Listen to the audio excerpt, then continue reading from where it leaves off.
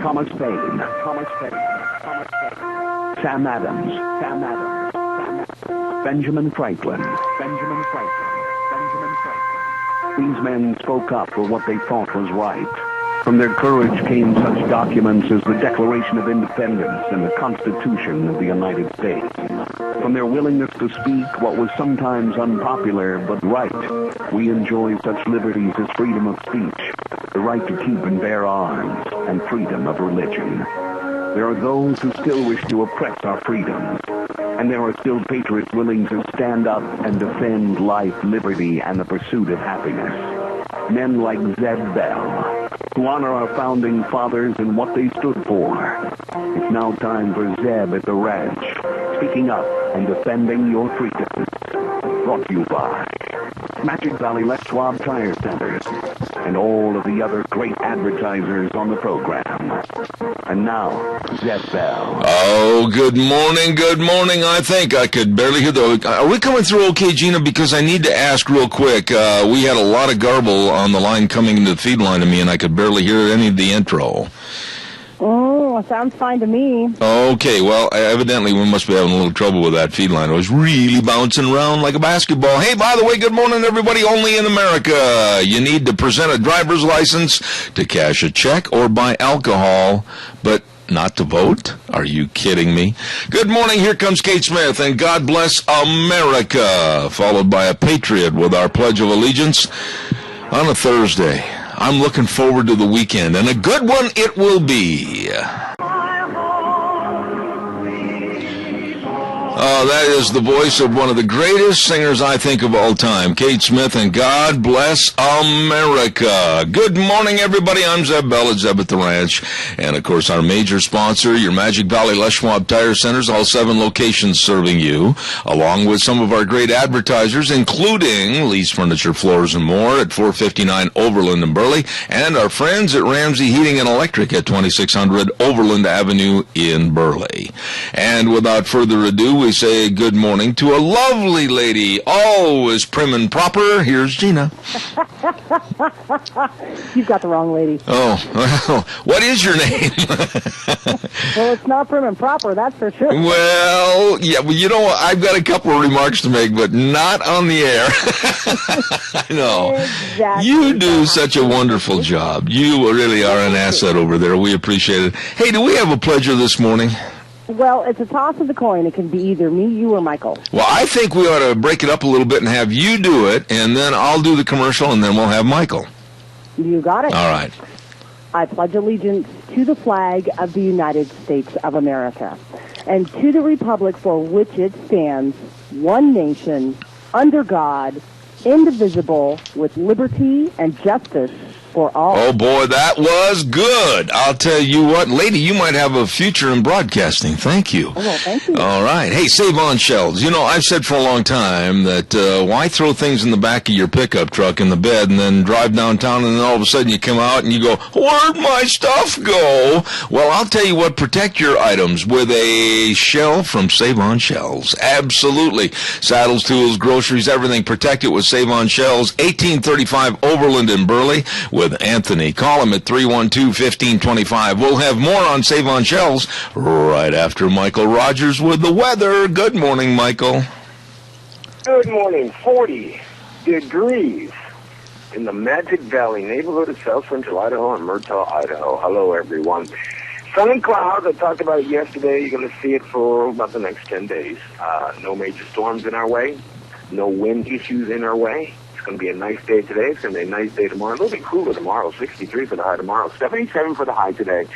And it'll kick up into the 70s over the weekend. A couple of changes when you and I get together coming up on Monday I would like to share with you, and I won't take up much of your time to do that. First and foremost, my photography has taken a humongous leap where one of my pieces now is featured in an art gallery here in Las Vegas, Nevada. That took place yesterday. I signed the contract, and I'm really proud of that.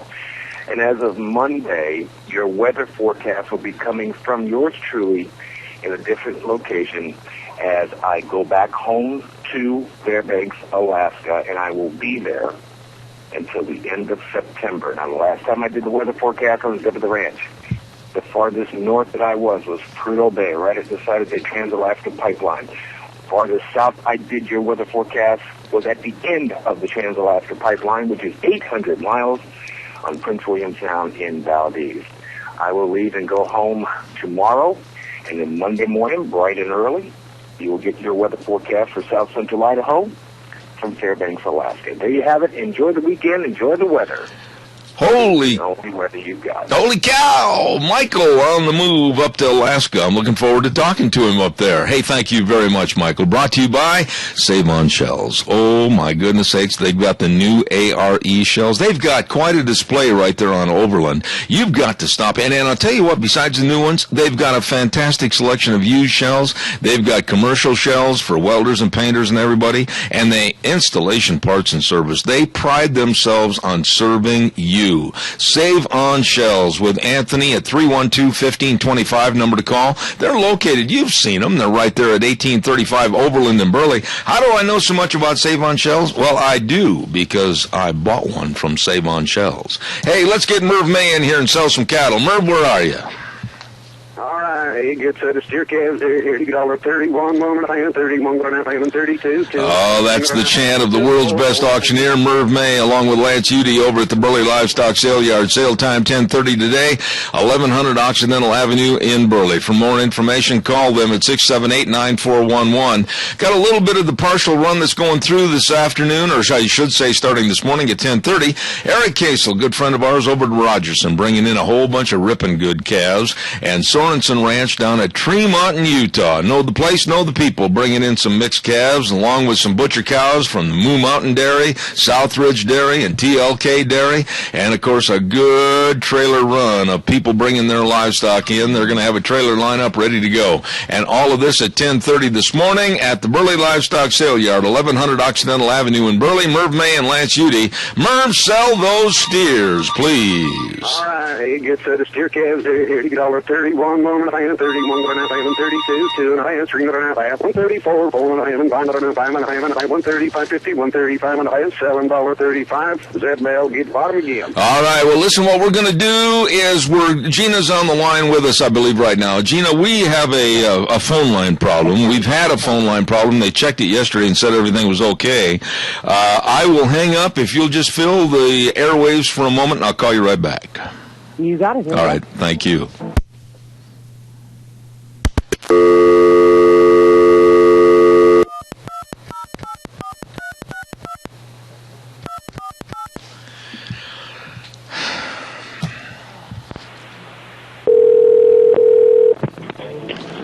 Wow, this one's even worse. Oh, my gosh. It's static. Oh, I'll try again.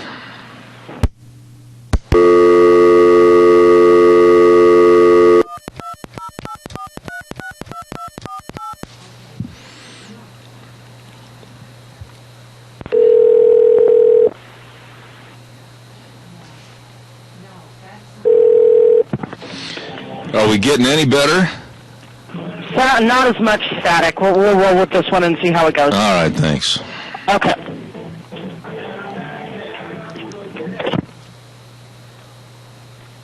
Are we back on the air, Gina, my girl?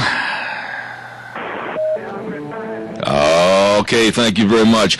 Now, yesterday it was very interesting. I'm going to take just a moment to explain this. We had the phone company come over and tell us that we didn't have a problem, that everything was A-okay, and it still doesn't answer the question as to why we were cut off 5 straight days in a row on this program.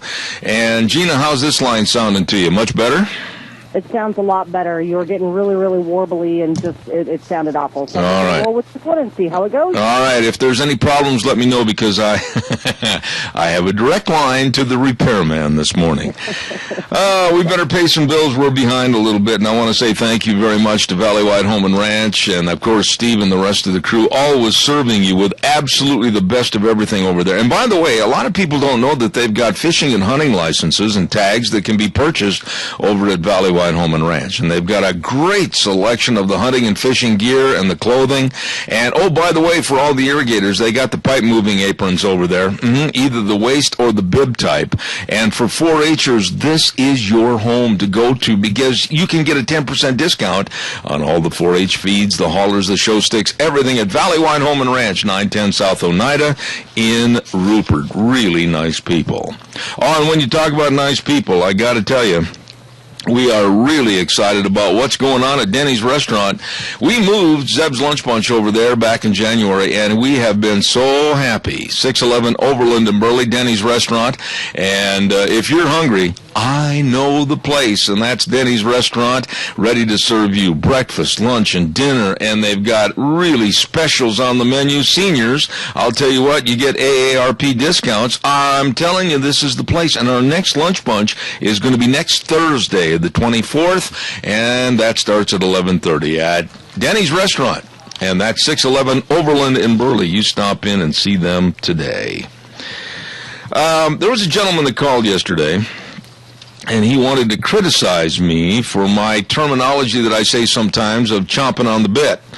And he said, that's not right. You say it wrong. It's champing on the bit. Well, I'll tell this gentleman that if you go to a Funkin' Wagnall dictionary or Webster's dictionary, you will find out that exactly the same print and meaning is for chomping and for champing. So it's always nice to call somebody on the air and say, you're saying this wrong, you're saying this wrong. Well, I didn't. It is correct. I had to get that in and make me feel better. There, okay. Can you believe that you and I are going to be bailing out the retirees' pension in Detroit? I kid you not. And when I read this morning, I thought, you've got to be kidding me. A little pin in the voodoo doll for Obama. President Barack Obama is going to use $100 million of our taxpayer dollars. I'm telling you, folks, I'm making a big clenched fist and gritting my teeth over this to help keep Detroit's pension funds afloat. Now, the federal $100 million is being described as blight remediation, but that's not true. It's allowing the city's new managers to reshuffle more cash into the city's employees' pension funds, which were looted by city and union officials for several decades. Let me read that over. These funds were looted by city and union officials for several decades. Let them come up with the money. Why in the world are we letting this Democratic administration, this absolutely disastrous administration that has the brains of a hockey puck, taking our money, $100 million, just like, oh, well, just write them a check. The taxpayers will cover it because of the looting by city and union officials in Detroit? Detroit, by the way, has been under Democratic control and leadership, if you want to call it that, since the departure of Louis Marani in 1962, when the city's residents had the nation's highest per capita income. Yeah, he was the last Republican. They were making money in 62. He left office, and they started bringing in a bunch of dolts. And now we, the taxpayers, are going to bail them out. Does this not just absolutely... 2 days ago was tax day. And here we are on the verge of total collapse in this country. Looking at and looming over our heads is a $21 trillion deficit, possibly by the time this absolute destitute of any knowledge administration leaves.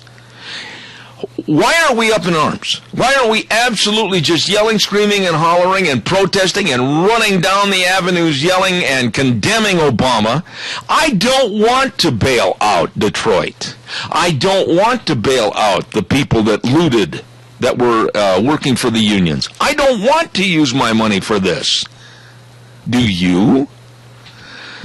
Oh, my goodness. And he'll get on the news with his big toothy grin and his extremely large earlobes and tell us how wrong we are. Oh, my goodness. By the way, Keith Ramsey, I might as well tell you this right now because I'm going to be talking about Ramsey Heating and Electric at 2600 Overland Avenue in Burley, and they've got all your light bulbs. I mean, they've got a supply of incandescent light bulbs in the clear or frosted, and they've got your CFL bulbs. Yeah, they got the bulbs too, and all the lamps and the outside lighting needs. They've got everything to keep you out of the dark and into the light. You stop over, and don't forget, too, they got all your cords, cord ends, fuses, everything you need. Their electrical headquarters right there, Ramsey Heating and Electric at 2600 Overland Avenue in Burley.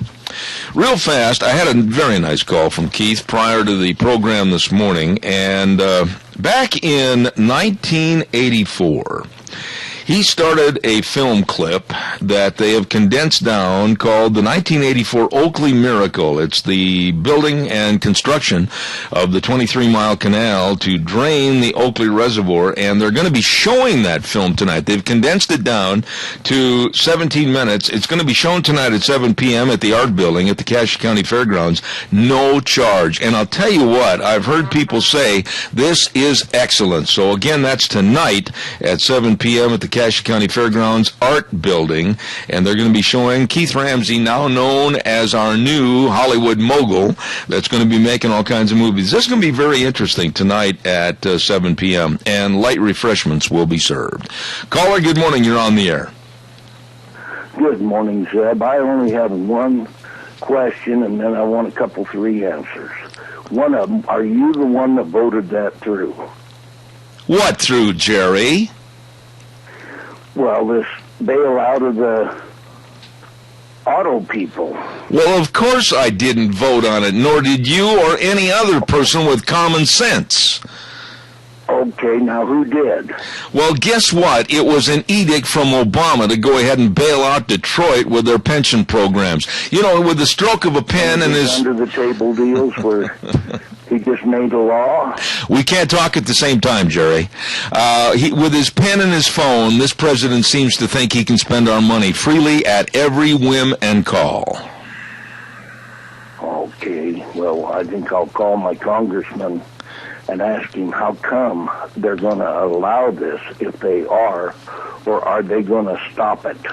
I don't think they're going to stop it, Jerry, but I want you to do something for me. You can call Simpson's office, you can call Crapo, you can call Rish, whatever you want to do. I would like to hear what kind of an answer they're going to give you, because I guarantee you, I don't want to help Detroit. I don't want to bail these people out. I certainly don't want to put $100 million of our dollars into a refurbishment of the pension funds that the money was stolen by city and union officials. Take them to jail, take them to task, take the money out of their pocket, but not mine.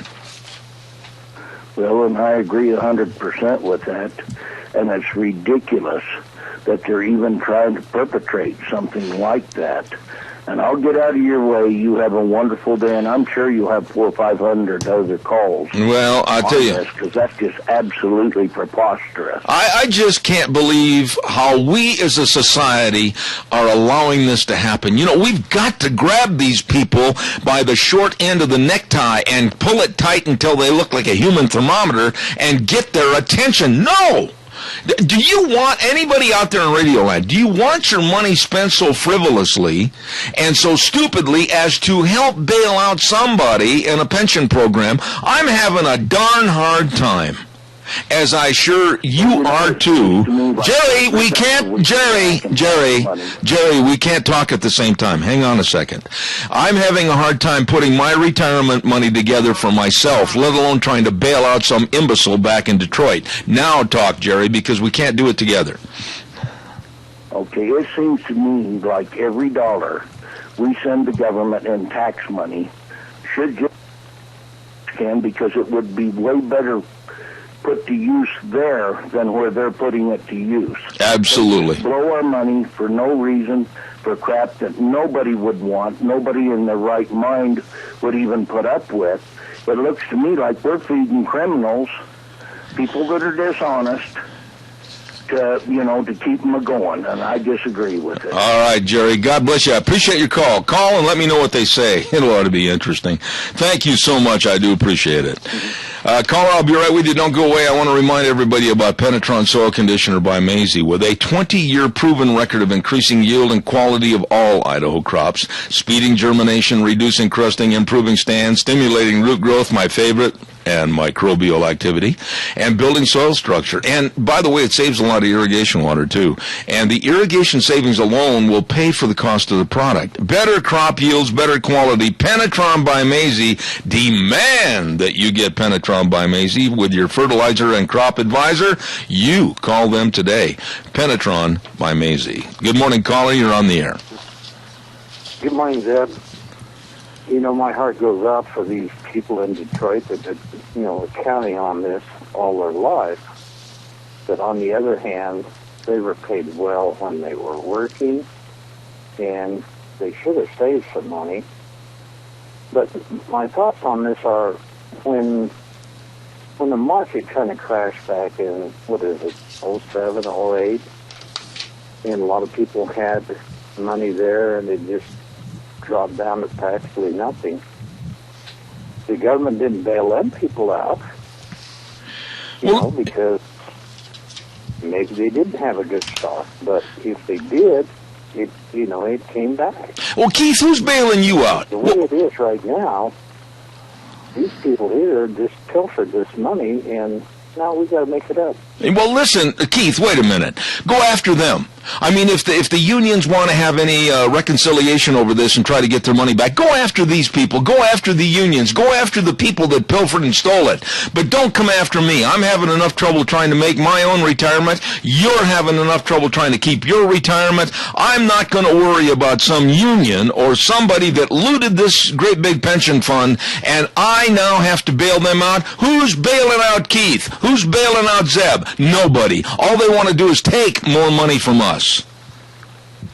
That's certainly true. Absolutely true. But, you feel sorry for people. No, I do not. And I'll tell you why. Keith, wait a minute. I do not feel sorry for these people. Not one iota. And I'll tell you why. Because they were duped into thinking that the city and union officials, the unions, were going to take care of them. They bought into this thing, and I don't feel sorry for this duping whatsoever. And I'm sick and tired of always having a bailout for somebody else. Nobody's going to help you. Nobody's going to help me. Nobody's going to help the bulk of everybody listening to this program that's trying to figure out how they're going to retire or if they can retire, and I don't want one dang dime going to these people back in Detroit. Right on. All right, Keith. God bless you, man. Have a good day. This idea that we have to be our brother's keeper on everything through mismanagement, looting of funds, stealing of funds, and then Obama. This is where it's wrong. This president, and I use that term so loosely and it just hurts me from the bottom of my toes to my hair to say president, because I can't stand the man, spending our money on a willy-nilly attitude of bail out whoever he wants to help buy votes in a very democratic city. This is nonsense. I think we've got Jim McCall on the phone. Jim, call me down at Travelube Supply. How are you? He's on the line. Go for it. Go ahead, Jim. You're on the air. Calm me down a little bit. I'm so frustrated this morning, I can't see straight. I can't do it, Zeb. Somebody stole my diesel last night. So. Somebody stole what? All my diesel. Oh, you got to be kidding me. Yeah, I just found out. You mean a tank filled with diesel? Is that what you're saying? Yeah, my truck tank here. Oh my goodness sake. I'm beginning to think that we need to have guard dogs, and we got to train those dogs how to shoot 30-06s and be fairly efficient at it. My goodness, what kind of a world are we living in? I don't know. I'm pretty frustrated. I'll bet you are. What's cooking at Travelube Supply, Jim, real quick? We have got filters. If you need a filter, come see us, give us a call. They're up to 90% off. We should have nearly anything you need on that. Give us a holler. What a beautiful time to be planting trees. If water's in the ditch, good time to get those trees planted and get them started in your yard or a new windbreak, give me a call and let's see if we can help you on that. Don't forget all your sprinkler parts. We're starting water, and I know everybody else is too, and we have everything you need as far as parts. If we don't have it, we just a few minutes away and we get it delivered for you. All right, well, I'll tell you what, and Travelube Supply is the business we're talking about. At 1050 West, 203 south of Hayburn, my dear friend Jim McCall, 438-8730, and they deliver the goods. Jim, honestly, I'm so frustrated about hearing this, and absolutely, I hope the thieves end up out in the middle of the desert someplace looking for water someday and not finding it. That's absolutely terrible, and I feel sorry for you. Well, yeah. That's the way it is today. All right, well, thank you. All right, Jim McCall, I do say this and mean this. Happy Easter, God's blessings, and hopefully a better day ahead. Thank you so much for being on the program this morning. Absolutely, Zeb. Thank you, and the same to you, and we hope everybody just has a blessed day with family. All right, Jim, thank you. A wonderful family yourself. Thank you very much, Jim McCall. You know, stealing and taking things that don't belong to you, just like we were talking about back in Detroit, and stealing diesel. I mean, a diesel at $4 a gallon, holy cow, and let's say you've got a whole bunch in that tank for your business, that amounts to a lot of money that's gone. And I hope those thieves out there, absolutely, I wish them the very worst. Oh, my goodness. It's time for the Ag Minute, and it's brought to you by Lennox Home Comfort Systems. My goodness sakes. Whether it's a gas furnace, air conditioner, or a heat pump, your and family and you will enjoy the comfort through our friends at Ramsey Heating and Electric at 2600 Overland Avenue in Burley. Here's the Ag Minute. Today's Ag Minute brought to you by the Capital Press, the West Ag Weekly. The Idaho State Department of Agriculture has imposed new temporary rules at the potato industry's request governing bacterial ring rot, including mandatory reporting of its detection. The regulations, which took effect February 26 and must be finalized during the next legislative session, also require BRR testing before exporting Idaho potato seeds, enact new record-keeping requirements for commercial seed cutting, and give ISDA authority to prevent replanting of BRR-tainted seed. Last season, Idaho experienced a flare-up of BRR, which is highly contagious and financially devastating for growers. Anyone who fails to report BRR could face up to a $10,000 fine under the state's new Pest Plan Act. For more agriculture news and information, turn to the West Ag Weekly, the Capital Press, and capitalpress.com. Thank you very much, and brought to you again by Lennox Home Comfort Systems through our friends at Ramsey Heating and Electric. Good morning, caller. You're on the air. Deb, besides this major crisis we're going through right now as far as this pension plan, New York City, that Bolshevik mayor they have right now is taking off the surveillance of all these Muslim terrorist suspects that are in there. I think New York City is going to be in for another 9/11 before we know it. Well, I talked about this crisis we've got going on in Detroit. I talked about this yesterday, and taking off the surveillance because Bill de Blasio, the mayor, was afraid that it was going to cause friction with the Muslims in New York City. You know what? I don't care about their friction. I don't care about their hurt feelings. I don't care about anybody but the bulk of the people living in and around New York City that have already suffered through a 9/11. The people in Boston where those atrocious bombings by the Muslim Brothers. I'll tell you what, I think every mosque ought to be looked at, every mosque ought to be surveilled, everybody that's connected to those things should be under surveillance. I don't care about hurt feelings anymore, Tony. Well, the terrorists have a new ally right now in this Bolshevik mayor we've got. And what more can we do to protect this country? We're surrounded by these training camps right now that when these guys finish their training, they're being dispersed all over the city in poor neighborhoods to recruit people to be used against us. Where does it stop? It doesn't stop, Tony. That's the problem. We are, and you're very cognizant of what's going on. Martin Moyer wrote that book, Twilight in America, which I've referred to many times on this program, about Islamic pressure coming into this country and causing many, many more problems. And it's happening. You, of course, have read the book. I've talked about it on this program. All the different jihad sites that are creeping up and cropping up all over the country of America. We're in trouble, and I don't care about their hurt feelings. Well, me neither. And don't ever think about giving up your program, Zeb. We need your program and people's programs just like you. I appreciate that. God bless you and Mary. Thank you so much. You're welcome. Thank Bye. you. You know, this is absolutely ridiculous. Absolutely ridiculous that we're backing off on the inspection and surveillance of Islamic groups. My goodness, did you not hear about that video that they think was taken over in Yemen, where they had all of the top dogs, if you will, from Al-Qaeda, and they were blatantly walking around without any cover on their face, etc., basically saying death to America, death to the cross, meaning us, and we're not doing anything, and our CIA didn't even know about this gathering. My goodness, they should have had a drone going in there and obliterated the whole bunch. This is terrible. And yet we're afraid to hurt Islamic feelings? You have got to be kidding me.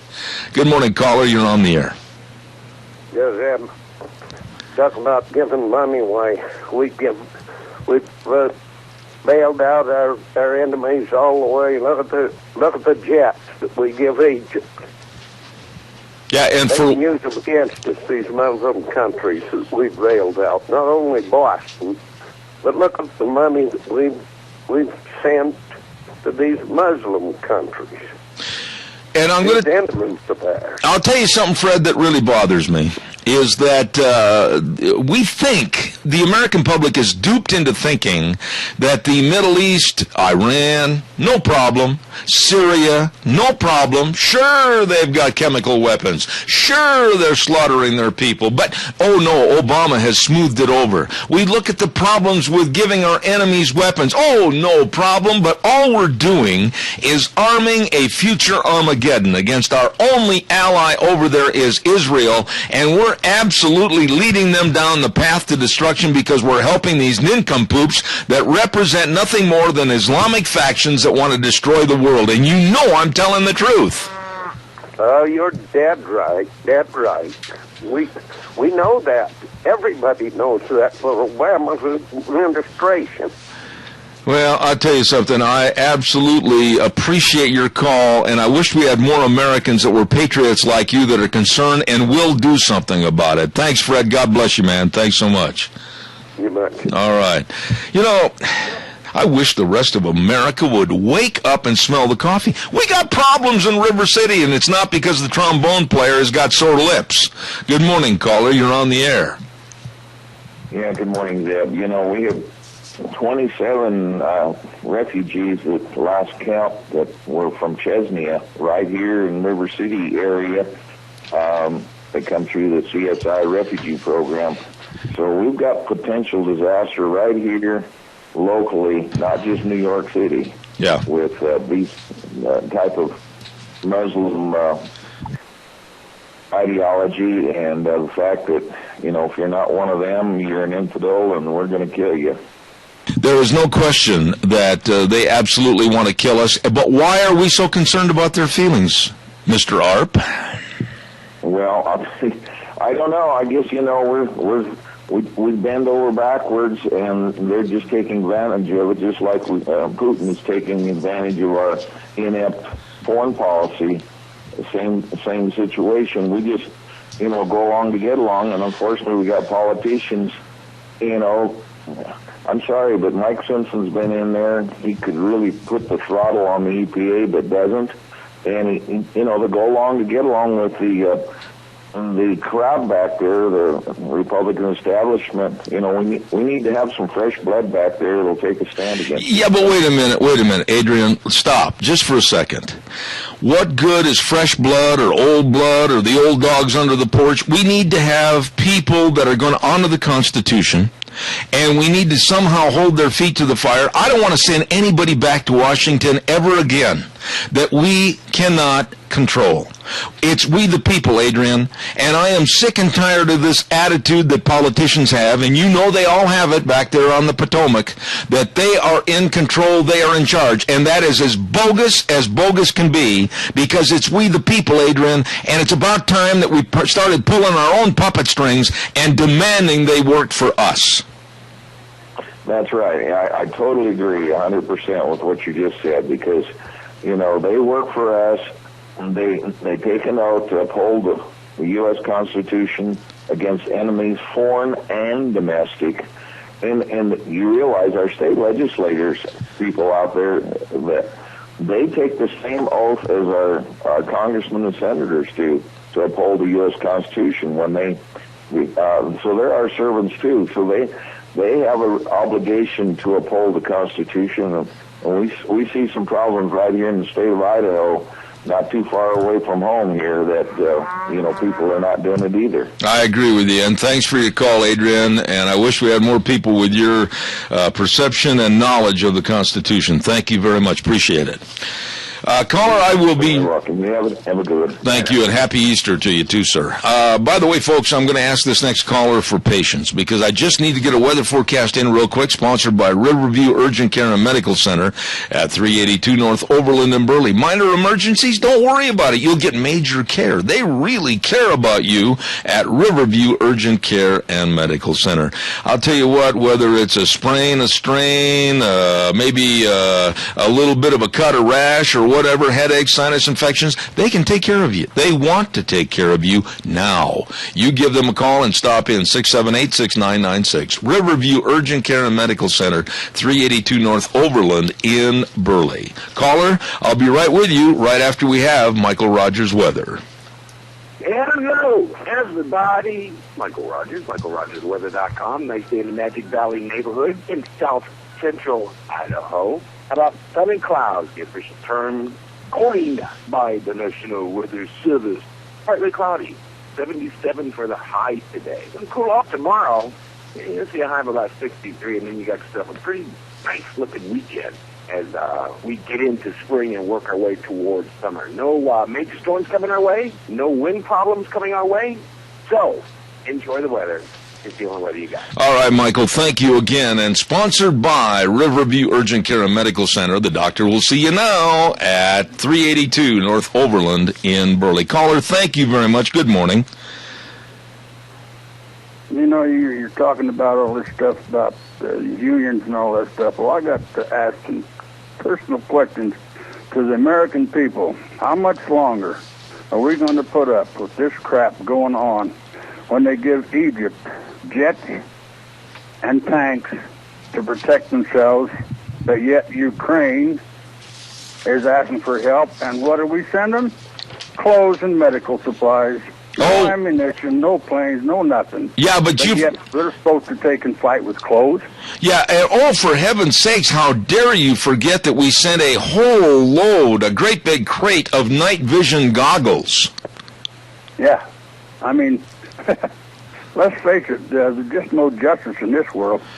Not with this administration. I'm sick and tired of these people like Harry Reid and that doing what they're doing, and we're so stupid to let them get away with it. Well, People in New York, wake the hell up and impeach that mayor, recall him, and get him out of there. Absolutely. I can't agree more. I just think the liberalism, this closed-eye liberalism, is absolutely our downfall. I do not want to help one single person in Detroit that happens to have a pension. Their problem is their problem. It was looted by city and union officials. It's not our problem. It's not Al's problem. It's not anybody else's problem. They need to go after the people that caused the disruption of the money. Right. Now, let's both calm down, okay? I can't. See you later, Al. Come on. Thank you. Just take an aspirin, see me in the morning. All right. Once again, I want to remind everybody, calls are welcome, 436-2244, 1-866-927-4587. Caller, I'll be right there. Once again, I want to remind you, Keith Ramsey, our dear friend, shot a lot of footage way back in 1984, and they call it the 1984 Miracle, Oakley Miracle, showing the building and construction of that huge canal system to drain the Oakley Reservoir. Very interesting, and they've condensed it down to 17 minutes. They'll show it tonight at the Cassia County Fairgrounds in the Arts Building at 7 p.m. Don't miss that. It's going to be a lot of interesting fun. Good morning. You're on the air. Yes, this thing about Detroit, you had a guest on, I can't think of his name right now, but whatever, it doesn't matter. I'm reading a book that you had a guest on, and then talks about how the breakdown of Detroit and how, the proletariat, or the people, the working people, the people that own no property, the working class, the peasants, they have to control the industry. And if you read, I'm reading again about the Naked Communists and the Communist Manifesto, and it's truly right in line with what they need to do.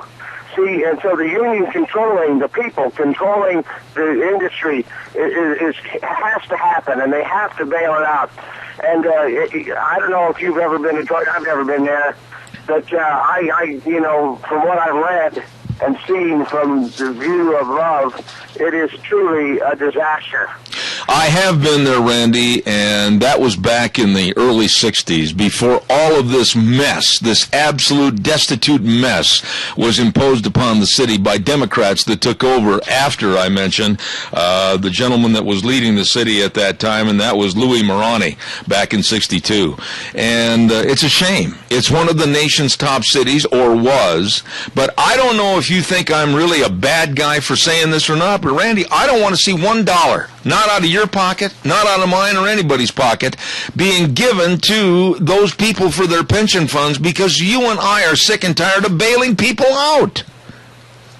Well, see, there's no will by the Republicans to stop him from doing anything, because they're so afraid of the perception of the public. The people that are in the middle, that they're uninformed, the low information voter that continues to think that everything is fine and thinks that Obama really isn't that bad. There was a poll last night, and 60% of the people believe that Obama lies, but not all the time. Well, what the hell do you think the other 40% are thinking? That he's telling the truth? I agree with you. Randy, as always, thank you for your phone call this morning. Appreciate it, my friend. I got a question, folks, to change tactics here a little bit, but I've been thinking about this a lot the last couple of days, and I'm going to pose a question to you in just a moment. I'll take this call. Good morning. You're on the air. Yes, good morning. In 2008, I, along with the rest of the United States of America, lost a tremendous amount of money that we have invested in our retirement due to the downturn of the economy. I don't remember anybody stepping up to the pump and repaying that. And for somebody to come into a city that has blatantly robbed the accounts and spent the money for other things is just absolutely ridiculous. But what are we going to do to stop it? Here we have a president that absolutely has blatantly looked at the cameras and said, I have a pen and I have a phone, and I will take care of the problems as I see fit. I don't want to see the fit of sending $100 million of your money and my money back to a destitute city with people's pension funds that are of absolutely no value or meaning to me. Those people that lost those pension funds, whoever spent the money or whoever took it from one account and put it to another account, should be behind bars. Absolutely. But there again, though, sir, when you call, and I know your voice, I just don't understand where we have the power anymore. What happened to we the people? They don't care about what we want and don't want. He's going to disseminate the money to whomever he wants and beg, borrow, and steal from us anytime he wants to. Well, all the more reason we need to find reputable people that have got a little backbone that will listen to we the people and put them in office. And it starts at the ground floor, and that's where we're at. If we don't scream and yell and make our thoughts be known and put people in place to take care of it, then it's going to continue. And God bless you. I just realized who this was. Steven Spielberg, the great movie producer. Thank you so much. Thank you. All right. That was Keith Ramsey. And tonight, of course, that film again at the Cascia Fairgrounds Arts Building, all about the miracle, the 1984 Oakley miracle of making that canal for 23 miles. Holy cow, that'd be interesting. Calls are welcome and appreciated. 436-2244, 1-866-927-4587. I was going to pose a question to you, but I want to get into one other subject in just a minute about bullying. I want to talk about that just a moment. But caller, go ahead. You're on the air. Morning, Zeb. You're talking about bailing out Detroit, and one thing that kind of goes along with that is I've read and heard about people, the IRS going after people whose great-great-grandparents or great-grandparents or parents owed the IRS supposedly 20 years ago, and now they're going after the kids and grandkids. Yeah. I kind of felt that was a little bit ridiculous. Well, our system is absolutely collapsing. It's like filling a salt shaker and watching all the salt start at the bottom and build up and accumulate and expand to the sides of the shaker and everything. And that's exactly what's happening with our tax structure. This IRS and our society and our government is looking at any way they can continue to raise the taxes on everybody and tax and choke us to death financially. And there's got to be a volume right now of people that will stand up and say enough is enough. I don't know where they are, but I'm one of them. I've had it, and I don't care anymore. I'm 66 years old, and if I can make waves that might help my grandkids, I will. The government needs to back off, take another look at things, and then we need to fire every one of them. I agree with you. I'm trying to get to where when I get old enough, I can retire and have something to live on instead of try to depend on something that might not be there. Amen. And I'm tired of getting robbed and lied to. I'm tired of my kids getting robbed and lied to. Well, the lying is not going to stop. The robbing is not going to stop until we all of a sudden get their attention back there in Washington, D.C., that we're in control, not them. Riley, thank you for your call. I appreciate it. You're most welcome. You have a good day. Thank you, sir. Caller, good morning. You're on the air. Good morning, Zeb. Yes, sir. You know, it'd be interesting. You know, all they're doing is Mickey Mouse and our money from one place to another. I would like to know, or it'd be interesting to know, exactly how much this union donated to Obama's campaign. And that money they donated to the campaign should be pulled right out of the Democratic pot that they got for their election. You know, Dwayne, I agree with you, and I'm glad you were perceptive and said that. But, you know, I know there's people in the audience, and I want you to respond to this real quick, and then I got a break, but there's people in the audience that probably think I'm very cold-hearted and that I don't want to help these people with their pensions. And, Dwayne, the fact is, they're right. I am very cold-hearted because nobody's helping me with my retirement. Nobody's helping you with your retirement. You earned what you earned. You put away what you put away, and nobody pilfered the account. You didn't belong to a union that was going to have a bunch of looters and cheaters and liars, and I don't want the government with Obama coming in and bailing them out with my money. Well, I don't think it's being cold-hearted. It's just being stupid the way we are. I think what we need to do is just start voting on these people that are in office and just keep switching them around. And I think we need term limits. And another thing, I think we need to make it against the law for these huge corporations and the unions, huge unions, to be contributing to a political party. There's a lot of basis to what you say, and I've got to get some of the calls in a commercial, but I want to talk to you more about that in the future. God bless you for your thoughts this morning. Thank you so much. Caller, I'll take your call quickly, and then I'll do a break. Go ahead, please. Yeah, Zeb, I'd like to butt in here and make a tribute to some rotten old cuss whose birthday's tomorrow. All right, real fast, Jerry. And they call him Rotten. He's going to be 80. And, he does a lot of calling into your show, and he calls in and does the pledge. He works real hard for you, and I think we ought to trying to honor his birthday. I will do that right now by saying happy birthday to Dal Bradley, Mr. Rotten, and he's absolutely one of our dearest friends. And Gina, if you're right there, could we please have a couple of hallelujahs for Dal and his birthday tomorrow? Thank you. There you go, Jerry. Just as quick as you asked, we celebrated. Okay, and I thank you, and may the Lord bless you and all that listen. All right, and very happy birthday to Dal. What a nice man he is. Calls are welcome, 436-2244, 1-866-927-4587. Huge tire sale going on at your Magic Valley Les Schwab Tire Centers. And besides the tires, I want to highlight, too, that they've got the best in brake service. Absolutely, with professionally trained technicians over 30 years' experience, they know what they're doing. Batteries are on sale, shocks and struts, front end alignments. They've got custom wheels on sale. My goodness, stop in there today at all 7 locations. Big tire sale and so much more. Lane and Rupert, Dave on Blue Lakes and Twin, Mike and Buell, Mike and Jerome, along with the Twist family and Paul, John on Pole Line in Twin Falls, and Randy on Overland and Burley. The best, your Magic Valley Les Schwab Tire Centers, and of course, they're serving you. Let's see, we got birthdays today. Frida Flowers is having a birthday today. Happy birthday to Frida. What a wonderful lady she is. And I also just learned that caller that called in a moment ago, he's going to have a birthday on Sunday, Jerry Voss. So we've got a whole bunch of birthdays, and we wish them all very, very good days. May your cake have abundance of frosting and a bowl of ice cream that never quits. Happy birthday, Frida Flowers, Dal Bradley, and Jerry Voss. There you go.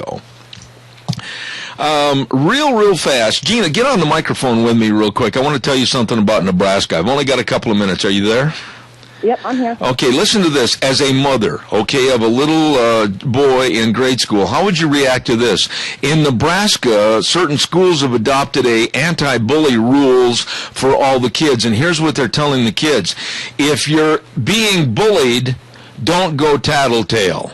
Learn to laugh at yourself. Don't be afraid, and treat the bully with respect. I'm not kidding. I am not kidding. I did the same thing you did. If my son is going to be bullied, I kind of take the Old West way. Son, if you're going to be bullied, stand up for yourself, punch that bully right in the mouth. I agree with you. I'm so glad you said that, because the best way to treat bullies is treat them the way they treat other people. Pop right in the nose, and they will learn. They will learn that that's not a very good avenue of approach. But this appeasement, that's all it is, Gina, is appeasement. Learn to laugh at yourself. Don't tattletale. Don't be afraid. This is ridiculous. I agree. Don't tattletale, but I'm not going to say show the bully respect, because that is just going to show the bully that what they're doing is acceptable, and that they're the right one. So no, don't tattletale, but punch that bully right in the mouth. Oh, you and I will get letters. We're going to get letters, but I'll tell you what, that would end the bully problem. I got to take off for about 6 minutes. I couldn't wait to tell you that. Thank you. You're welcome. Okay, see you in 6. You got it. This morning we have a board member here from both Kasia and Minidoka school districts, and I just want to give a shout out to all of the volunteers in our community. I know I do this all the time, but our school board members are volunteers, and it's a thankless job, because it doesn't matter what decision they make, they offend somebody, and somebody is upset and not happy with the way things are going. That they have done a phenomenal job presenting to our leadership class this morning, and it just made me think I am so thankful of the people that are willing to step up to those roles and serve our community. So shout out to all of our volunteers in our community. Absolutely. That's the thing about any event or anything you plan. It's always the volunteers behind the scenes that really make up the success of the event. Absolutely. Volunteers it's a thankless job, and we appreciate all they do. Well, now, what about some of the events that are coming up from the Chamber that you want to highlight this morning? Well, we're very excited. A week from today is our women's seminar, and it's going to be fabulous. So all you ladies, come and join us. All you guys, send the ladies in your life. If you're in an office, send the ladies in appreciation to all the hard work they do for all year long, and it's going to be great. Lots of inspirational, motivational types of presentations.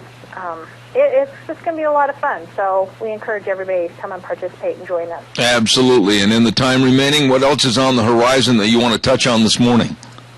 Oh, on the horizon, we're just really excited about all of the great events coming up in the summer. I know the Regatta Committee has been working hard at getting the regatta all sorted out and planned, and such a great event. And same thing with the Budman Triathlon. Those volunteers have been working hard at getting everything together, and they really do this to create great things here in our community, and so we really appreciate all they do. Well, Kay, now you're sitting in your office looking outside at the ducks calmly swimming by and the beautiful mountains. How does everybody get a hold of the Chamber of Commerce?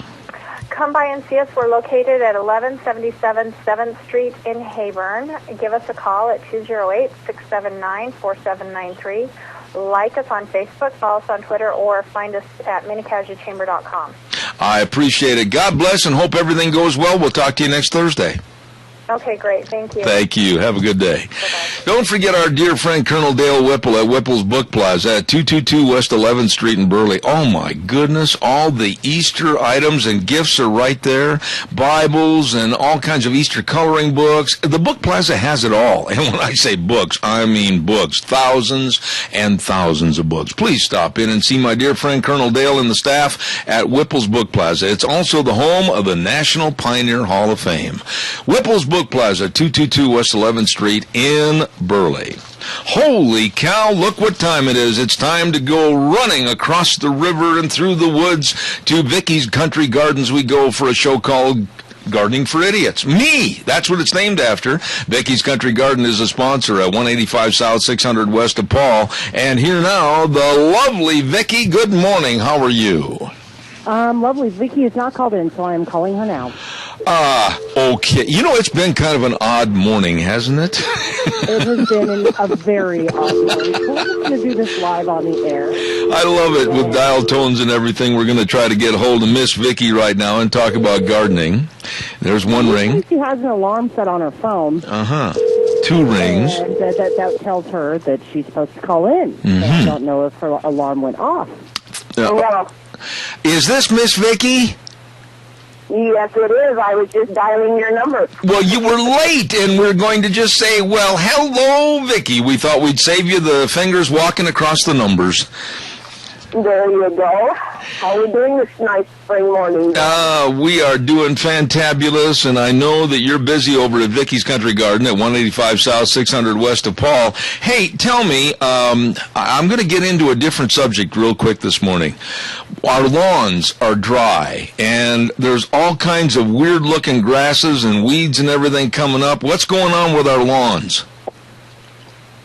Well, they are dry, and a lot of those grasses, and a lot of that is just weed seed that's in this lovely wind that has probably blown in and taken a hold. But there are some chemical that there are a few sprays that you can spray that will. A lot of stuff has to go on pre-emergent, which is before the crabgrass shows up in that. But there's also some sprays that you can use on some of the seedy grasses and the little noxious grasses that you can put on after they're up. So you can do some spraying and get rid of a bunch of that. Mowing them quite often is going to take care of some of that also. Mm-hmm. Now, basically, it's just, if it's broadleaf weeds and stuff like that that's showing up in your yards, in your lawns right now, you can use the weed-free zone on your lawns. Take care of a lot of chickweed, a lot of the dandelions.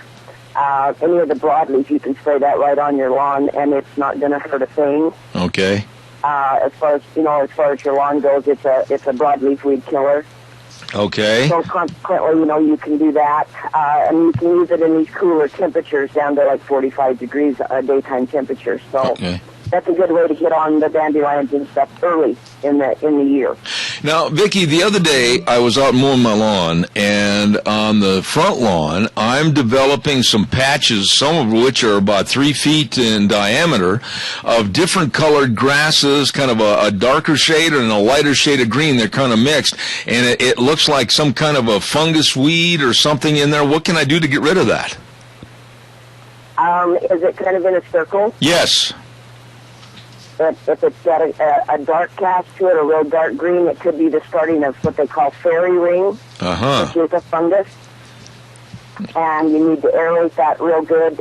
Don't fertilize that area. And you can use like a fungicide like Daconil is, I believe it's Consan is another one as a fungicide that you can use on your lawn. That is one that is is labeled for fairy ring. Daconil is also labeled for fairy ring. Takes a few doses of it, but get on it early before it has a chance to get any further. But if it's like round pieces and the dark green, then just have to get on it and get it sprayed and get it stopped if you can, because it can be a problem.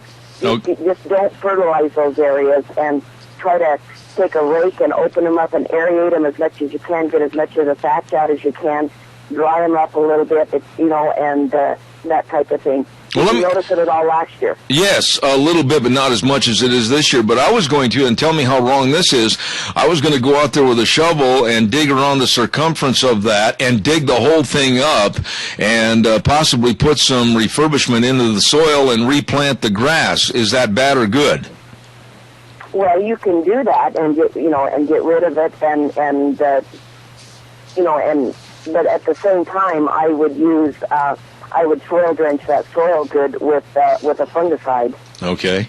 To make sure there isn't anything in the soil that's going to come back. But if you dig the sod, the soil up with the sod, you should be able to put some new topsoil in there.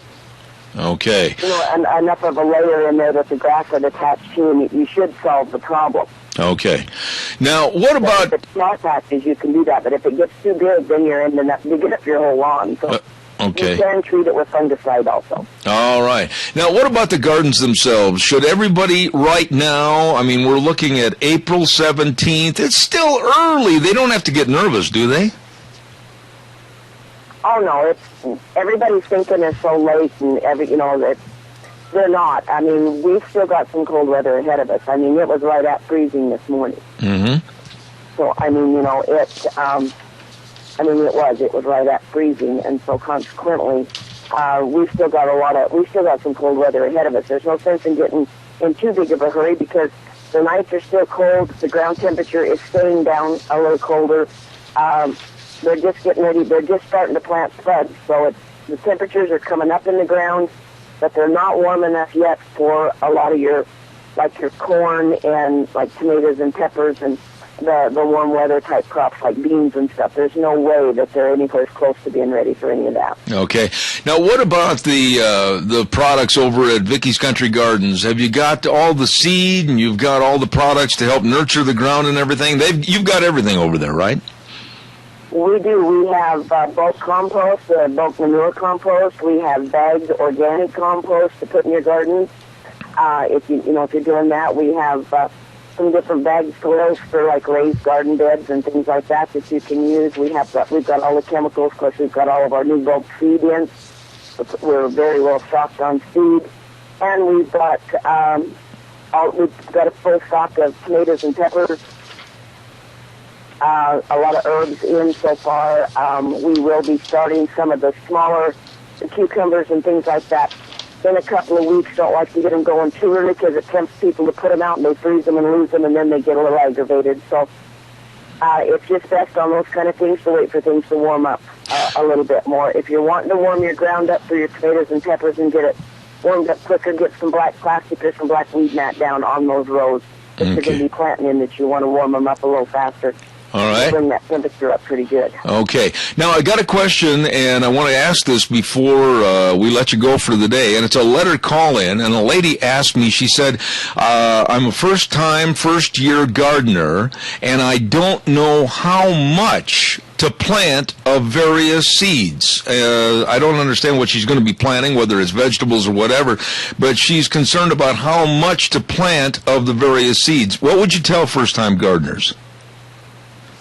Well, it depends on if they're wanting them for fresh eating or for canning. If you're wanting canning, wanting a garden for canning, you're going to have to plant a little bit more. There are some varieties of plants like lettuce and spinach and things like that have a tendency to to overgrow yours kind of fast, so you plant small bunches of that more often. You don't plant like radishes and that. You don't plant a whole row all at one time. Okay. Plant a small, like a 4-foot row, and then a week or so later plant another little bit of that row, and that. Otherwise, they're all going to come on at the same time. And unless you eat a lot of radishes and a lot of lettuce, you're gonna waste a lot. Mm-hmm. But like beans and stuff like that, if you want to can them, you're going to have enough, a couple of rows enough to set on to do some canning. Just depends on the use you want out of your garden, for one thing. Okay. If it's fresh eating, plant smaller amounts of things. If it's, for, like I say, you're trying to do enough to can a lot, then you're going to have more of the variety. Okay. Now, again, for all your gardening needs, I've known this lady for years, and she is sharp. She knows everything about flowers and gardens and everything else at Vicky's Country Gardens, and that's at 185 South 600 West of Paul. Number to call. She'd love to get your questions, 438-5663. What else have I forgot, Vicky, until next week? Well, we've got all of the bark and rock and all that kind of thing in if you're finishing off the landscape. Got our fruit trees in, berries are in, raspberries, strawberries, grapes, all of that kind of stuff. It's a great time to be getting all that kind of stuff in. So we've got all of those in and ready to go also. So whatever they're needing, just come on in and see us. And if we don't have it, we'll get it ordered or have it pretty soon. All right. There is a wonderful lady. By the way, quick personal question. How's the knee doing? Doing better. Okay, good. I can actually see that there's hope for it. Okay. Hey, listen, God bless. We'll talk to you next Thursday. Thanks, Vicki. Okay, good. Thanks. All right. Vicky's Country Garden, 185 South 600 West of Paul, and the show called, named after me, Gardening for Idiots. And I'm asking a lot of questions I don't know either. You better believe it. Let's take a look at our list here and see what else we've got to tell you about real quick. Oh, let's get this in. Let's ride where the fun is sold. What do you mean where the fun is sold? That's right, boy.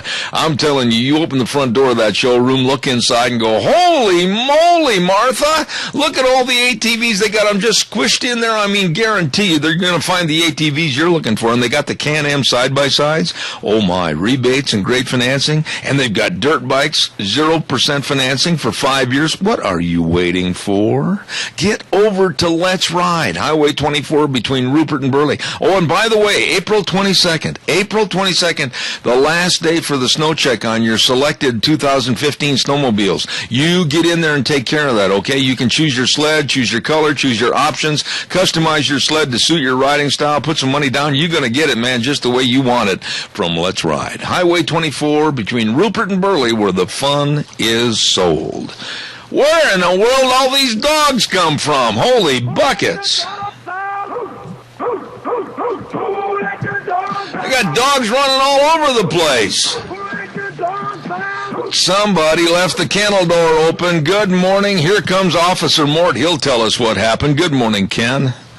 Good morning, Zeb. How are you this morning? Not too bad. What's going on with Minidoka Animal Control? Well, today we would like to feature Thor. Okay. He is a Rottweiler Black Lab cross. He's approximately 1 to 2 years old, black, tan, has a little bit of white on his chest. He was actually found in Hayburn, and that dragging a chain, had no collar or tags on. Very nice boy. The chain had actually, while he was dragging, it got caught in between his one of his paws, and we had to take him to the vet and that so that they could remove it without causing any damage. So his paw was kind of sore for a few days.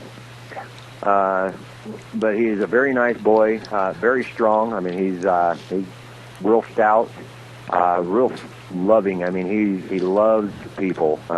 He likes to get up on you, give you hugs and kisses. I mean, he's just a real sweetheart of a dog. He'd make somebody a great family pet, and that also a family friend. But yeah, if they're interested in him or some of the others we've got available for adoption, they can contact us at 438-2200 or can contact me on my cell phone at 670-7268.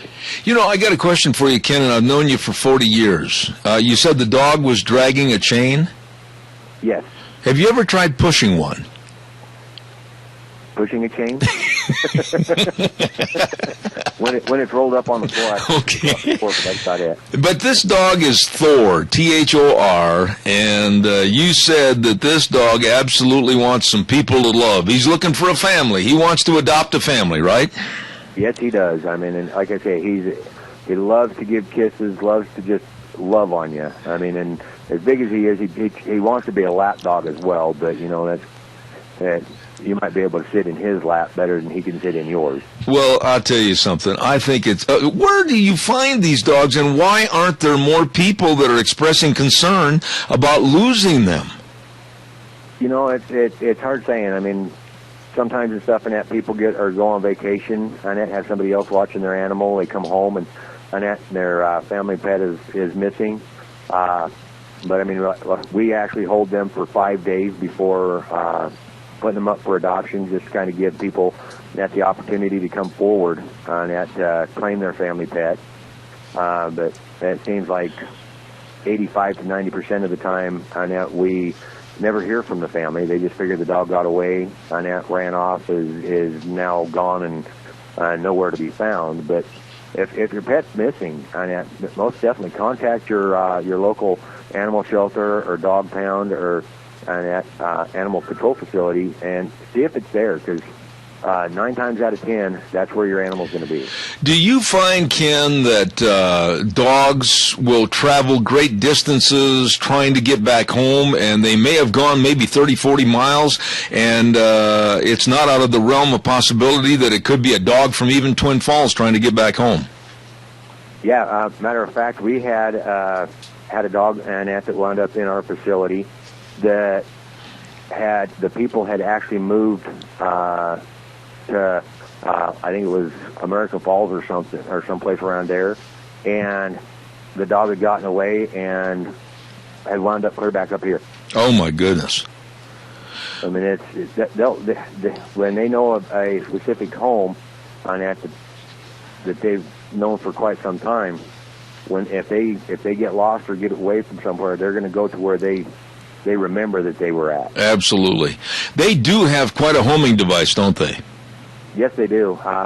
And a lot of people don't realize, too, that it doesn't matter what age the dog is. We actually had a lady that contacted us. She had a 20-year-old blue heeler. Oh, my. That had come up missing. And she lives north of Rupert. This dog was actually found about 3 miles south of the Minico High School. Oh, my goodness sakes. So, I mean, it had traveled like 9-10 miles. Yeah. And that just on a walkabout. Oh, my. Well, listen. They'll travel all over the place. I agree, but I'll tell you what, nobody shows more concern and caring than you do. Ken Mort with Minidoka Animal Control. And once again, give us the highlights real quickly about Thor. Give me about 10 seconds worth. He is a Roddy Black Lab cross, approximately 1 to 2 years old, black tan with white on his chest, no color, no tags. Annette was dragging a chain. Very nice boy, loves to love on people. Annette would make somebody a great home or a household pet. And the number? 438-2200 or 670-7268. Ken, God bless you, man. Have a great week. We'll talk to you next Thursday, okay? Sounds great, Zeb. All right. Great week. Who let these dogs out anyway, for crying out loud? Oh, I tell you what, Ken Mort and Minidoka Animal Control does a great job, and a really nice person, too. Don't forget Lennox Home Comfort Systems. You better believe it, with all the gas furnaces, air conditioners, and heat pumps. You and your family will enjoy the comfort. All you have to do to check on this is call our dear friends at Ramsey Heating and Electric at 2600 Overland Avenue in Burley. The number is 678-0459. Well, I always look forward to Thursdays, and the reason is I get a chance to talk to a very, very nice lady that's very knowledgeable about politics and what's going on in the world. Good morning, Rita Ramsey. How are you? Good morning. I'm real good. How you doing? Rita, first hour, I was absolutely incensed. I was mad that Obama wants to take some money out of your pocket and my pocket to the tune of about $100 million and bail out pension funds in Detroit that were looted by city and union officials, and now they want us to make up the difference for their retirement pension fund. What are your thoughts about this? Well, I think it's a disgrace that they're doing that, and I think that we need to get a hold of our Senate and our senators and congressmen, and tell them that they need to put a stop to this. This is absolutely ridiculous. It's too bad. I'm sorry that happened to those people, but they're living pretty high off the hog for a long time. And a lot of those people who retired got real sweet deals. Now, the thing of it is, they were promised those, in terms of their employment, so they are due those things. But it shouldn't be our responsibility to leave it up to them if their employer went broke. I totally agree with what you said, and that leads me up to the next question I was going to pose to you. It's not really a question, it's kind of a statement. Never before in my adult life have I been more supportive of the Tea Party and what they stand for than I am right now. Smaller government, let's make sure that we can spend within our means and abide by the Constitution, and I absolutely am appalled as to the attacks, the personal attacks on members of the Tea Party and what they stand for. I salute you, Rita, for what you're trying to do, because I think the American public has been duped into thinking that there's some offshoot radical group when in essence they're what everybody should try to be. Well, thank you on that regard. It's absolutely right. We're not trying to be weird or stupid or anything else. We're trying to save our country, and the only way we're going to save it is by going back to the Constitution, go by the rules of the Constitution, become more fiscally responsible, and get rid of some of those people who aren't willing to do that. You must have been, and I hope you heard this yesterday, but you must have been absolutely ready to tear your hair out and scratch somebody's face when I reported the story that John Paul Stevens, retired Supreme Court Justice, wanted to go in and rewrite certain aspects of the Constitution, especially the Second Amendment. What are your thoughts about all these people that want to rewrite our Constitution? Well, first of all, it can't be rewritten. Some things would have to be changed on it, and he has no business of doing it. There's a proper way to do it, and when everything lines up the way it needs to be proper and done, then I guess they can do that. But the way that it is it just needs to be obeyed in the direction that it is right now, and if it was, we wouldn't be in the problems that we're in. Rita, there is a big push, and I don't have to tell you this, you know this, for the Second Amendment to basically be thrown to the wind, and the gun control advocates are doing everything they can right now before Obama leaves office to try to diminish our personal rights and freedoms to own guns. Going back to John Paul Stevens, he said that he wants to add the words to the Constitution where it says the right of the people to keep and bear arms shall not be infringed while serving in the militia. So see, there takes away the value and the accordance of private citizens owning guns. They want to change this little by little. Well, that's absolutely right, and they just chip away at it and see what they can do. I don't know whether anybody's ever asked you this or not, but what part of the Constitution is the most important? What do you think is the most important article or amendment? Which one do you think is the most important? Well, from my own personal standpoint, I think it's pretty hard for me to take away free speech, because that's the business that I'm in, and without free speech, I wouldn't have a job, and without free speech, I think we'd all be living underneath whatever the government wants to feed us for information. But then on the other hand, I look at the Second Amendment with the right to protect ourselves and our family, and basically not to let the government become an amoebic cell that's going to overcome us and take everything away from us. Boy, it's a toss-up, Rita. I'm sorry to be evasive, but it is a toss-up. Okay, well, you kind of answered the same way I did when I was first asked this, but this is the deal. The Second Amendment is the only thing that will enforce the Constitution, period. That's right. And so if we don't have the Second Amendment, we won't have the rest of the Constitution. And it has to stay the way that it is, in that you and I can have arms to protect our personal property, our rights, and our country. And so if it's only the militia, that militia can be chosen by a tyrannic governor or government or a governor or whatever, and Joe Q. Public, the rest of us just have no say. So it's got to be, the Second Amendment has to be there in the way that it's written now and not changed. Well, Rita, there is one little black mark called a comma, and it follows the words of this: a well-regulated militia, comma, being necessary to the security of a free state, comma, New Thought, the right of the people to keep and bear arms, comma, shall not be infringed. And if you look at that, the way it's worded, there should be no question that you and I and private citizenry have the right to own guns and use them if necessary.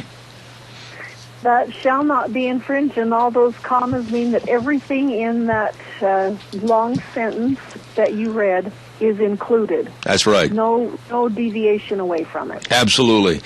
So why are we fighting every day to make sure that these deviants that are calling themselves congressmen and senators don't change it, and we don't let a man with a pen and a phone change it by himself with executive order, Obama? We shouldn't have to be worried about this because this Constitution represents we the people.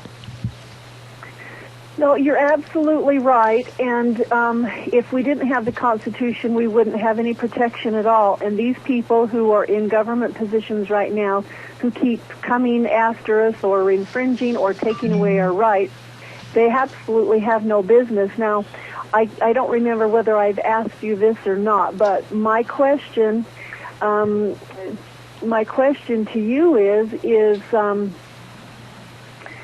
what is the Constitution for? What is the reason we have the Constitution? Okay, now my quick answer would be, and I remember talking about this in government class way back when we still circled the wagons to go to school, but my first reaction to that is for the common folk, you and me, we the people, to basically guard ourselves against big government taking over. Okay. That you're absolutely right. What most people will say is they'll go on to say, well, it's so that we can have free speech, and it's so that we can bear arms, and it's so that we can have this and that and the other, so it tells us what we can do. That's not entirely true. The reason we have the Constitution is to tell us what the government can't do. Exactly. Why have we need to remember that? Why have we got away from those principles, though? I mean, you look at people today that are on television and interviews. I don't care if it's Dick Durbin from Illinois. I don't care if it's Chuck Schumer from New York. I don't care if it's Obama himself. They absolutely have stepped out of bounds. They don't care. They know the officials saw them step out of bounds, but they're still going to do it their way. Well, the main reason is that people aren't informed. And, 10 years ago, I knew a little bit about the Constitution, and I knew a little bit about the Declaration of Independence, and I knew somewhat about our history and stuff. But the last 5 or 6 years, I really ramped up my education process in learning this and studying it and finding out what the real meanings are. And when people don't know what the real meanings of our history and our Constitution and the reason why we actually went to war for, in the Revolutionary War, why we declared war against, King George and that kind of thing. When people don't know, they don't care, and they don't think that our government is being tyrannical against us or overstepping their boundaries. And once you start learning this, you start thinking, holy cow, what have we let happen here? And it's all because people just aren't informed. They're not teaching a lot of this stuff in the schools anymore. They're not, people aren't learning it. People aren't listening. Instead of learning things or reading books, they're just sitting and watching TV at night or, doing the things that make them happy instead of learning more. And our government knows that, and they know that this just plays into their hands for power. I want to ask you a little bit about Cliven Bundy. I'll preface my remarks by saying I know the Bundy family. I've been on the phone with the Bundy family, and I'm not saying that I advocate what they have done as far as not possibly paying their AUMs to the BLM for the grazing of their cattle. But on the other side, there's a caveat, too, of a lot of misinformation that's been put out by the feds and also the bully tactics of what they've done with broken and smashed water tanks and broken and smashed fences and corrals and the shooting of a couple of bulls, and basically this thing has been totally mismanaged. This could have erupted and might still erupt into a very severe confrontation. What are your thoughts before we take the caller? Well, you're absolutely right, but this incident is not about a rancher. It's not about his grazing fees. It's not about turtles. This is about overreach of the government. This is about a federal government coming in and taking land and being in charge of it because they have the power, because they found a turtle that they thought was endangered. What this means is that if these western states, ours included, had their own federal lands turned back to them by transfer from the federal government like they should have been over 100 years ago, we wouldn't be having this discussion.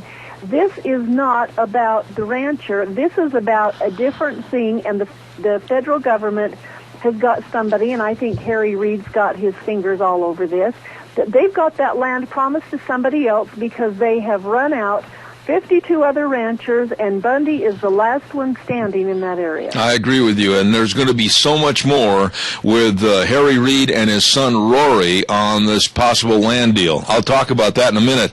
Caller, go ahead, please. You're on the air. Oh, I don't think there's any coincidence. I mean, there's no... Well, the reason why John Paul Stevens came out and said what he did after what happened over the weekend was because he saw, I believe, a tipping point.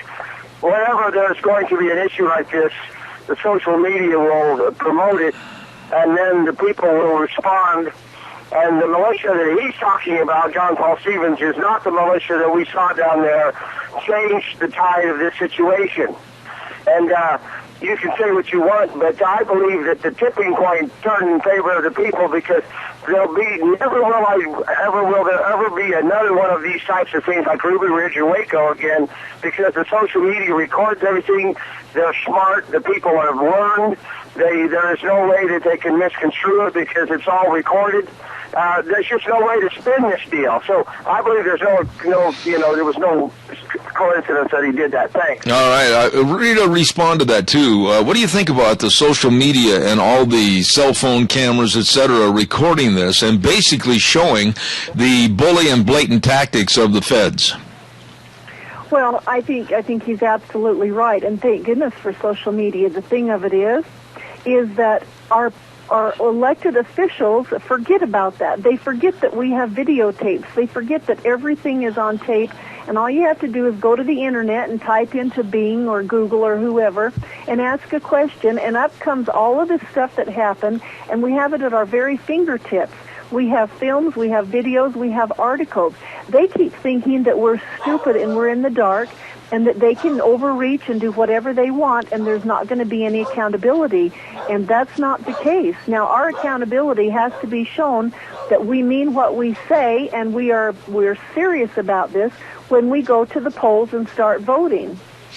Now, I want to hit you with another subject this morning that I think is very, very worthwhile, and it is in regards to gun control also, and it's with former New York City Mayor Bloomberg, that is now going to give $50 million to a tougher gun control stance, and he basically is going to take the NRA on and say that no matter how many dollars they raise, he will up the ante to take away the private ownership of guns. Well, he can do all that he wants, but the law says that you are in violation if you take away the gun rights if somebody isn't a felon. And so if he wants to do that, he can, but we the people ought to be standing up with the NRA and the other the gun rights, I can't remember their name, the gun rights something or the other. Anyway, those people who stand for gun rights, and we should stand up and say, not only no, but heck no, and we're just not going to allow it And you can spend all the money you want, Mr. Bloomberg, but we're not going to give in. Another situation that we need to talk about this morning is a situation in Colorado that's a growing cancer, if you will, across the United States, and that's the legalization of marijuana and the problems that are coming forth because of that.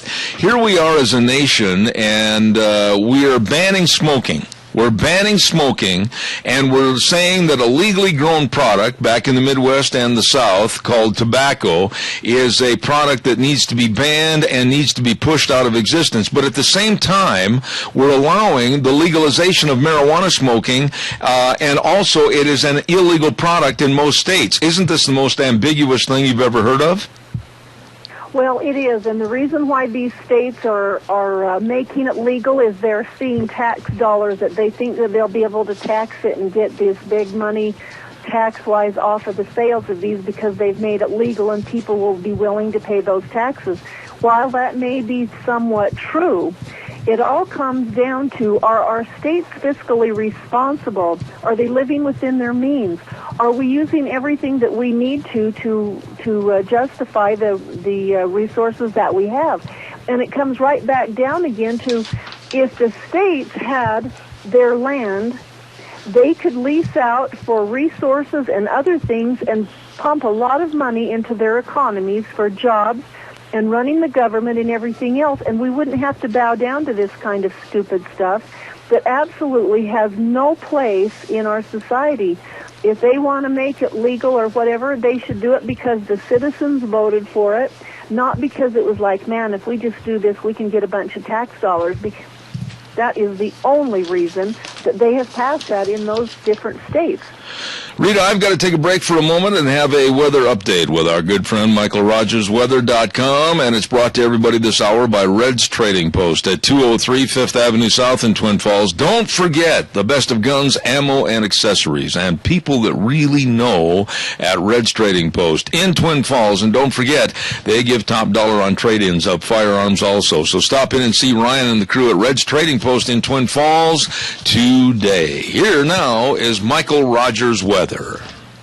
Hello, everybody. Michael Rogers, MichaelRogersWeather.com. Nice day in the Magic Valley neighborhood in south central Idaho. About sun and clouds, the official term coined by the National Weather Service. Partly cloudy, 77 for the high today. It'll cool off tomorrow. You'll see a high of about 63, and then you got yourself a pretty nice-looking weekend as we get into spring and work our way towards summer. No major storms coming our way, no wind problems coming our way, so enjoy the weather. Thank you very much, Michael Rogers Weather, brought to you by Red's Trading Post, 203 5th Avenue South in Twin Falls for all of your guns, ammo, and accessories. Rita, one of the biggest problems we have in this country right now, I think, is a gullibility and a naivete that says, oh, well, the Muslims aren't going to hurt us. There is no such thing as Muslim terrorism. Oh, the Islamics aren't going to do anything to us, and we should all get along. We should sit around and make chocolate s'mores and sing Kumbaya. And right now they've lessened the surveillance activities in New York City because Mayor Bill de Blasio said, we don't want to hurt their feelings. Give me your thoughts as to what kind of an upside-down world this has turned into. Well, we live in a world where we turn our backs against the place where we should be looking, and we start looking at places where we've got no business bothering. And the thing of it is just like then, they had undercover law enforcement people go into the mosques and keep an eye on those people that they started wondering about and just checking it out, because a lot of these radical terrorists were coming out of the mosques. And that is how they actually were able to get rid of or stomp against some additional terrorist attacks. I don't know how you are, but I would be perfectly fine if there was some undercover agents into my congregation, and I didn't know who they were, and they were keeping an eye on the people in my congregation to see if they were doing anything radical. So I wouldn't mind if they came into my congregation and did that. So why should they be worried about it If there aren't problems, why should they be worried about it in their congregation? Well, the thing is, it has not been Catholics, Mormons, Presbyterians, Lutherans, or Baptists. It has been people of Muslim faith. And if we have warnings about the Sarnioff brothers or anybody else, we should absolutely have the intent to find out all the information we can before we have another chilling event like 9/11 or what happened during the Boston Marathon. And I say this with all sincerity, I really don't care about somebody's hurt feelings. Well, that's where we get into trouble, is when we start worrying about hurting people's feelings. We need to just be respectful and do what needs to be done. And if there's no problems with them, pretty soon those guys that go into the mosques undercover and are, monitoring and watching people and checking things out, they'll start saying, hey, we're not seeing anything in there, and they're not confirming anything, so we won't do it. But that's not the case. They're always in there, and they're being radical, and they need to be monitored to see if we can keep America safe. And like I said, if they want to spread it out to everybody, okay, fine. Send your undercover people into congregations of other faiths. We don't care, but just do what you need to do and collect that information. It shouldn't be hiding in the mosques where it hides. And if they have no power to go in there and check it out, how will we get to the bottom of it? Absolutely. In the time remaining, I've got 1 minute. Tell us a little bit about what's going on with the Tea Party. Well, on Saturday from 1 to 3 at Perkins, we're going to have a no-host lunch, and Chris Tropas, who is running for Attorney General, will be there to talk about us. His number one issue that he's running on is about getting the federal lands back into the hands of the states, getting it transferred back. There are several other states that are in the process of doing this, and Idaho's dragging their feet, and we need to get it done so that we can enjoy the resources and the money that comes from the resources. And besides the fact, has the federal government done such a wonderful job of managing our land? I can't wait to find out more of what's taking place at this meeting. Rita Ramsey, God's blessings to you, and thank you for being on the show this morning, and we'll look forward to next Thursday. Okay, and I'd like to invite anybody out to learn. If you want to learn some stuff about this, you need to come to these meetings and take it in. Absolutely. Thank you, Rita. Appreciate it. Thank you very much. Bye. Nice lady, very knowledgeable lady. Rita Ramsey, thank you. Oh, boy, I tell you what, look at that blue sky. Looking good, and warmer temperatures, and I'm hungry. Last night I had a peanut butter and jelly sandwich. That was my supper last night because I was cooking for myself, and I didn't treat myself very good. I had an opportunity to make more, but I didn't. Hey, I know that if you're hungry and starving to death, I know some great places you can go to have lunch. How about this? Taco Bandito, 2301 Overland in Burley, with the Southern Baked Burrito, either soft shell or grilled shell. Oh, made of chicken or steak. Oh, my goodness. Lips smacking good. Tamalito burritos, chicken BLT burritos, and I mean the chimichangas and the nachos and everything else. Oh, it's fantastic at Taco Bandito, 2301 Overland in Burley. Hey, there are 2 locations of Burgers Etc. 124 South Oneida in Rupert and 700 North Overland in Burley. And I mean, we're talking hamburgers. I mean, we're talking cheeseburgers. I mean, we're talking ice cream. We're talking all kinds of goodies, including on Sundays over at the Burley location, a special shrimp dinner. Oh my, you're going to love the food. You're going to love the people at Burgers Etc. in Rupert and Burley. Oh, man, I'm drooling all over the microphone. How about Steve-O's, 290 South, 600 West of Heyburn, food made the way you like it. And they had their French fries voted as the best in the Mini-Cassia area for 2014. Holy cow! Fresh hand-cut French fries. Oh, regular fries or steak fries. Ooh, that sounds so good. And they've got pork chops with salad and choice of potatoes. And they've got all kinds of different things on the menu, including a jalapeno jalapeno burger that will just really light up your life, you better get on over to Steve-O's. Open Monday through Saturday, closed on Sundays. Steve-O's at 290 South, 600 West of Hayburn. Well, look at here. Duck Uglies. I love that name. And they're at 163 West Highway 30 in Burley, right next to Berry Equipment and Rental, as a matter of fact. And they've got a brand new menu that's just chock full of delicious items like ribeye steak and New York steak and salmon and battered cod. And they've got a chicken bacon ranch sandwich and a Philly's cheesesteak sandwich that'll knock your socks off. It is kid and family friendly at Duck Uglies. Don't forget, Duck Uglies, 163 West Highway 30, going into Burley. And last but not least, in our little survey of places to go when you're hungry, how about the AC Drive-In? 601 East Main in Burley. Oh, yeah. They've got the combo meals. Like a 3-piece fish and chips with small fry, just $7.25. They've got the famous Farmer Brown burgers and the ranch burgers, and they can make any kind of milkshake you ever could dream about. You better get on in. They close at 9 o'clock, closed on Sundays, and they're celebrating so many years of serving you right there at 601 East Main in Burley, the AC Drive-In. Wow, those are just a few places to go if you're hungry and starving to death. Are you hungry and starving to death? Always. You know, you are perpetually hungry, but you're so skinny you could take a bath in a shotgun barrel.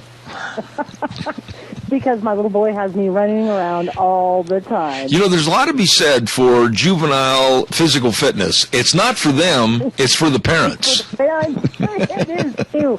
Boy, howdy, but I am starving, and anything sounds good. Maybe even a cardboard box I would eat at the moment. Well, that's what I'm eating. That's what I'm eating on this diet, is cardboard boxes. Actually, I got to be honest with you. There are some of the soups involved in this diet that I would rather eat the container. Really? Oh, man. I had a kind of a Mexican soup the other day, and I'll guarantee you my ears started fluttering, my eyes crossed, and I started breaking into cold sweats. Deanne thought I was having a heart attack, and no, it was just on account of the soup. Let me ask you this. Okay, so last night you had to fend for yourself. Obviously, Deanne was gone, so you could have cooked yourself anything. I know. I need those with peanut butter and jelly sandwich. I took an old dried biscuit and put peanut butter and strawberry preserves on it and a piece of cheese, and that was my supper. Couldn't you look in the fridge or the freezer and find something just a little bit better, like a big old juicy steak that Deanne has hidden in there? That would have been too much work, and I would have missed part of the baseball game. Oh, priorities. I got to run. Hey, okay. Appreciate it. Coming up next hour, of course, a whole bunch of things, including the Cassia County School Days, and at 10:30, Pastor Alex Lissau talking about Easter. Don't go away. I'll be back in 6.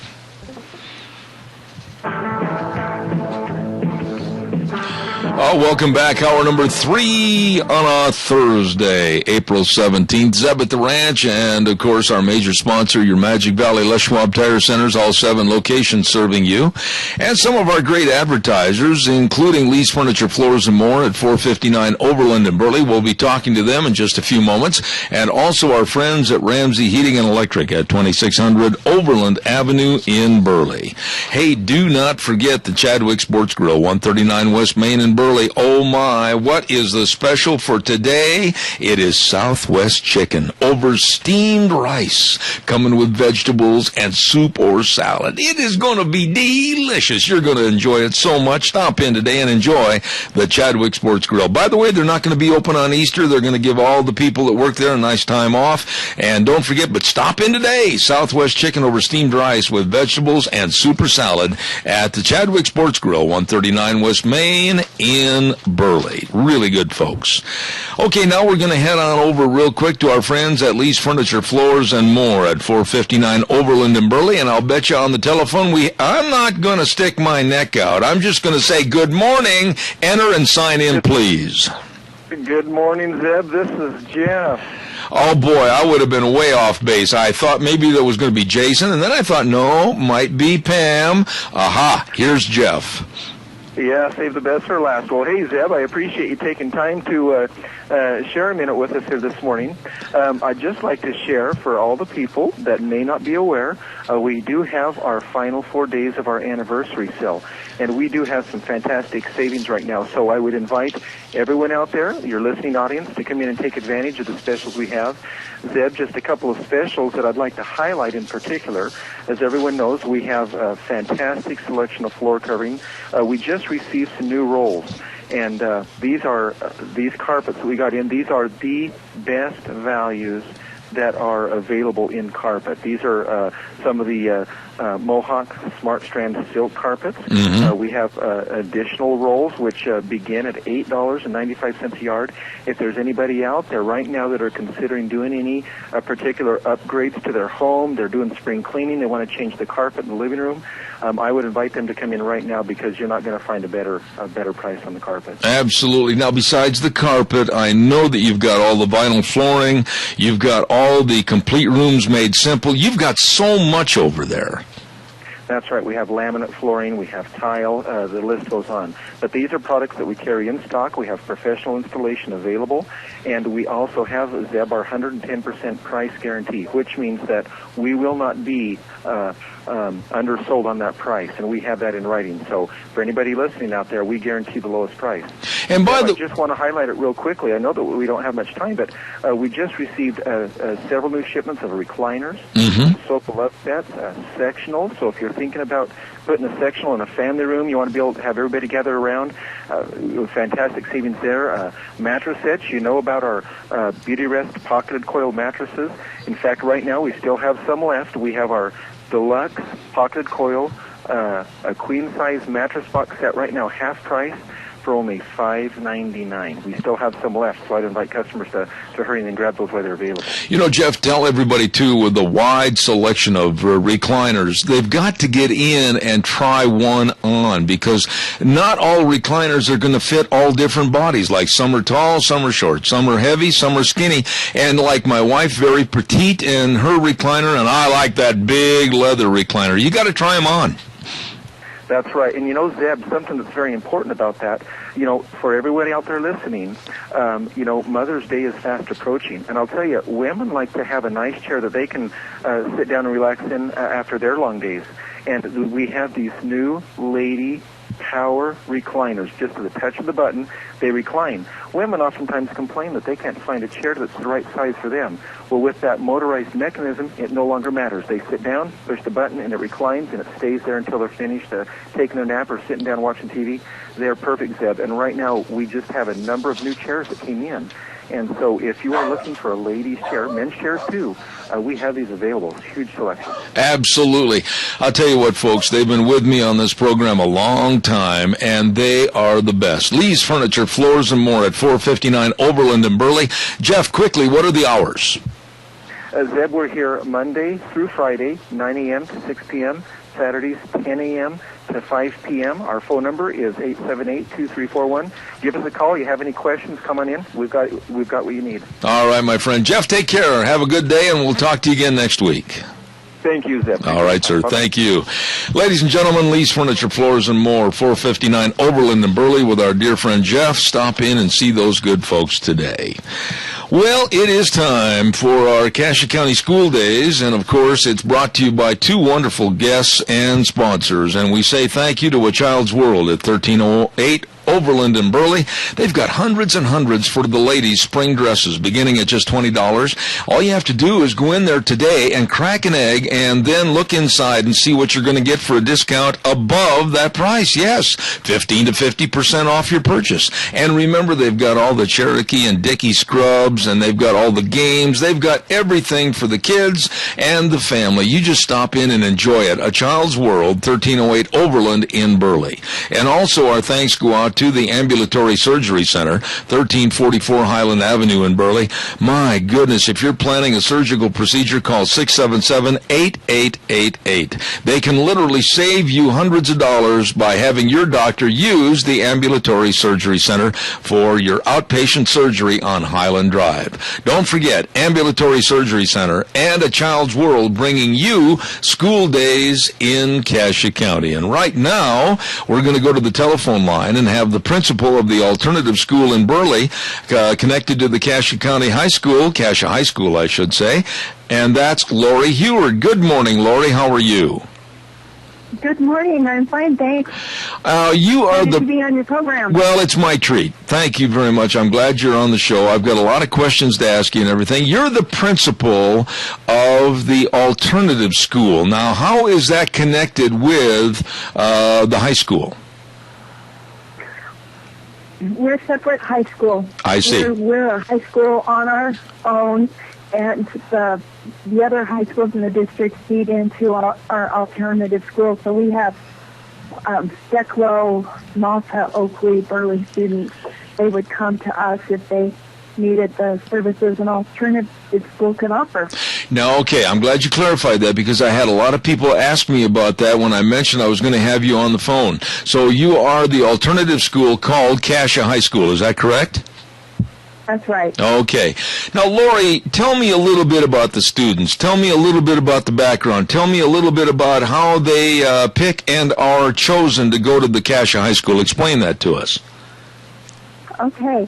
Well, an alternative school, the guidelines are set for attendance by the state. Some of the qualifiers to come in, court-ordered, drug alcohol problem, parent or pregnant, failing grades, behind in credits for graduation, attendance problems.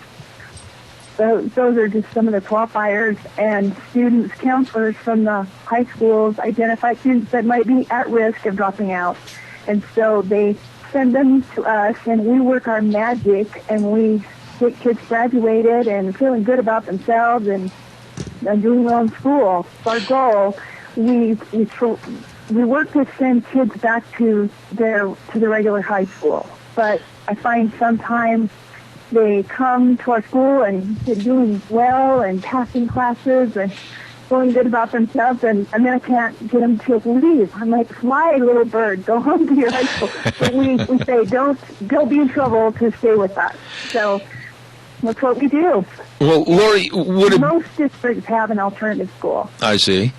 Let me ask you this. Would I be wrong in the assumption that basically the Cassia High School as an alternative school is a life preserver for a lot of kids that they may be looking just for the opportunities at the school to drag them out of the muck and the mire and really propel them into something good for the rest of their life?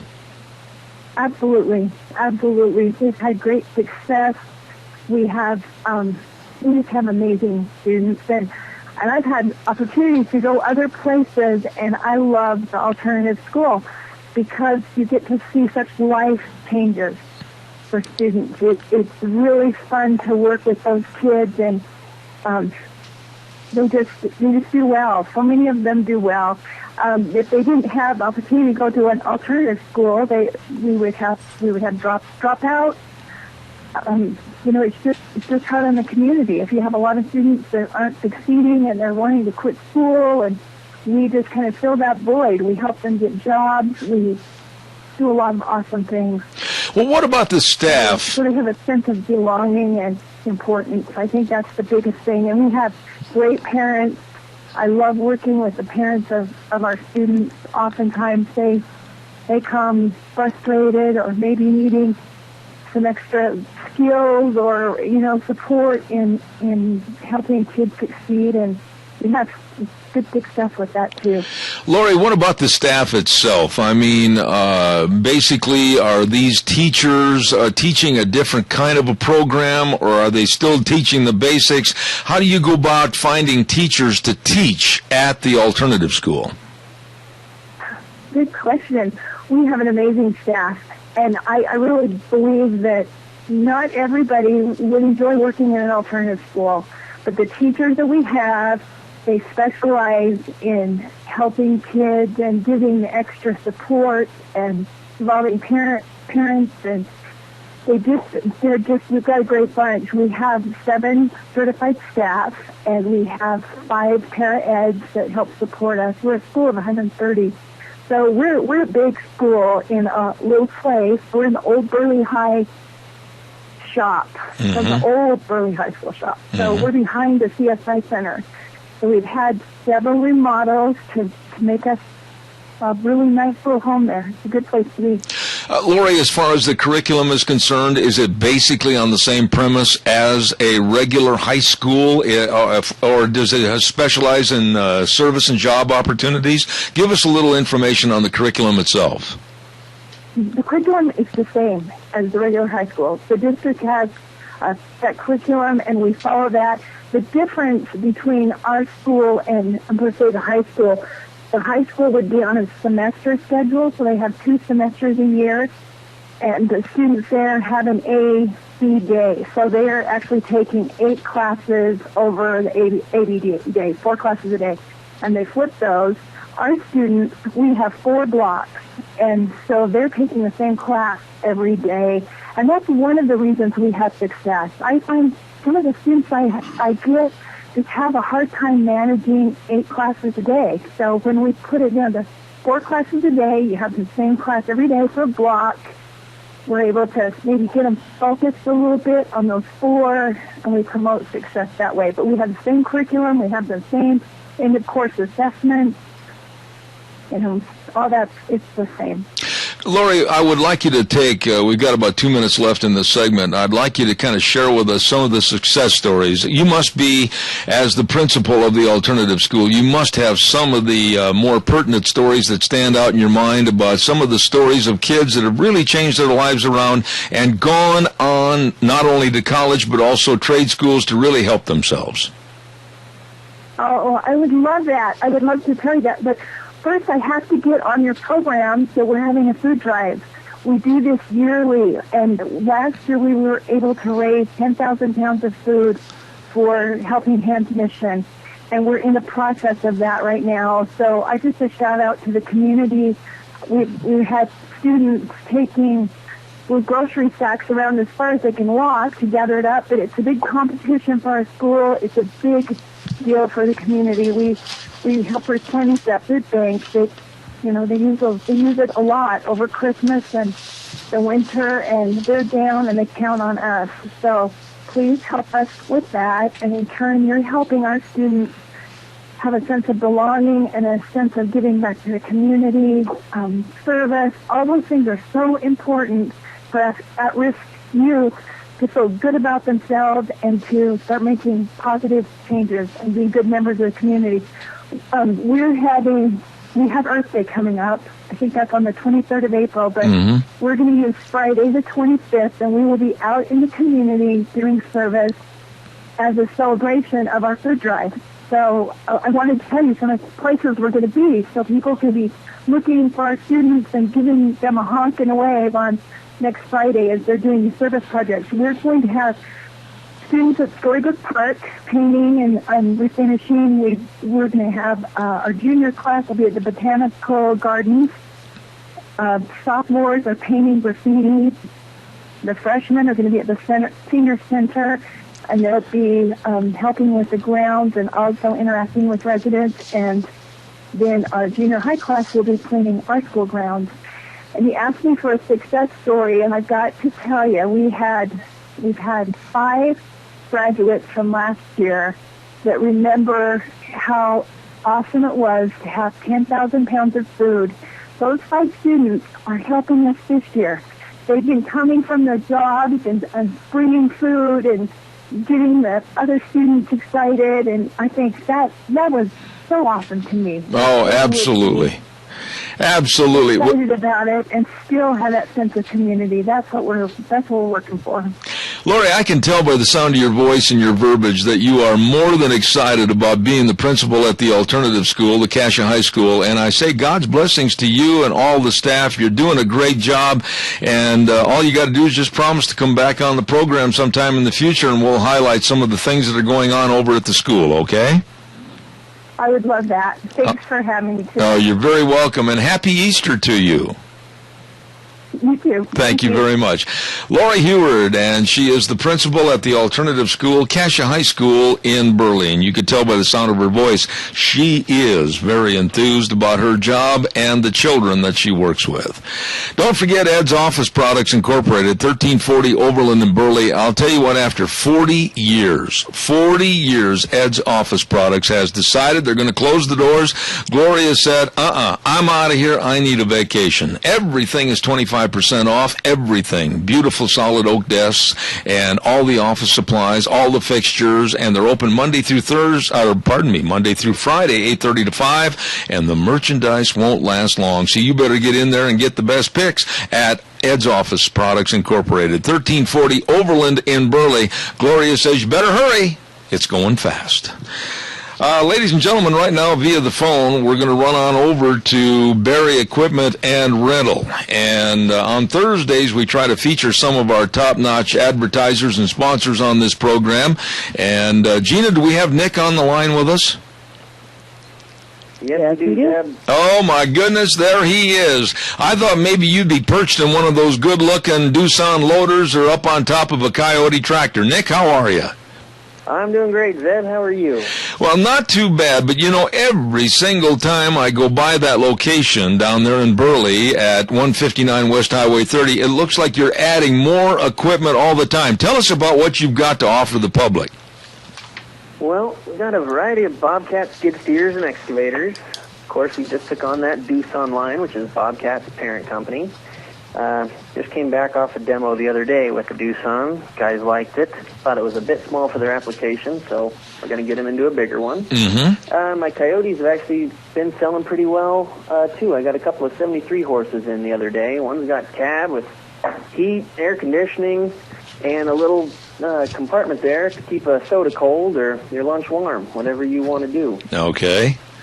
Now, what do you want to know? What do you want the public to know about Barry Equipment and Rental? What do they not know that they should know? I mean, you've got everything for sale, everything for rent. Tell us what the main theme of Barry Equipment and Rental is, Nick. Now, the biggest deal is I still get people in today surprised that we sell things. We're just trying to get that message across. We, of course, rent, and rental is a big part of our business. The big forklifts and backhoes and excavators, but we also rent the small tillers and tractors. The thing is, though, we sell everything we rent and, of course, service everything we sell. So if you buy a small lawnmower from me, we will be here to service it as long as our doors are open. Absolutely. Same with everything else. Absolutely. Now, the used rental equipment gets sold off every couple of years. That way it's still fresh when everyone comes in to rent it. So we've always got a good selection of used equipment. It's a good price, and it's going to last you. Most people that buy something from me, I tell them you probably won't replace this. It'll be the last one you ever buy. Absolutely. Now, the thing about Barry Equipment and Rental, Nick, is you've got this brand new, beautiful location right there at 159 West Highway 30 in Burley. But that's not the only location. I mean, there's other locales around the Magic Valley so that people can share in all the great deals. Tell us where the rest of them are. Yeah, our other one is on South Lincoln in Jerome. If you know where the auction yard is on South Lincoln, it's tucked away behind there. Not that easy to find, but once you see the sign, you just turn in. They have a good selection as well. It's certainly as much as I do here. Then our other one is in Twin Falls, over by the old hospital on Addison Avenue. Tell people about a quarter mile east of the old hospital. Well, I'll tell you what, most equipment. Absolutely. I was just going to say, also, before we go any further, I want to mention that we're into lawn mowing season, and you've got the Walker mowers, too, don't you? Yes, sir, we do. Walker mowers starting at about, actually I have some used ones in here, in the $4,000 to $6,000 range. And then I move up to a brand new Walker, about $8,500.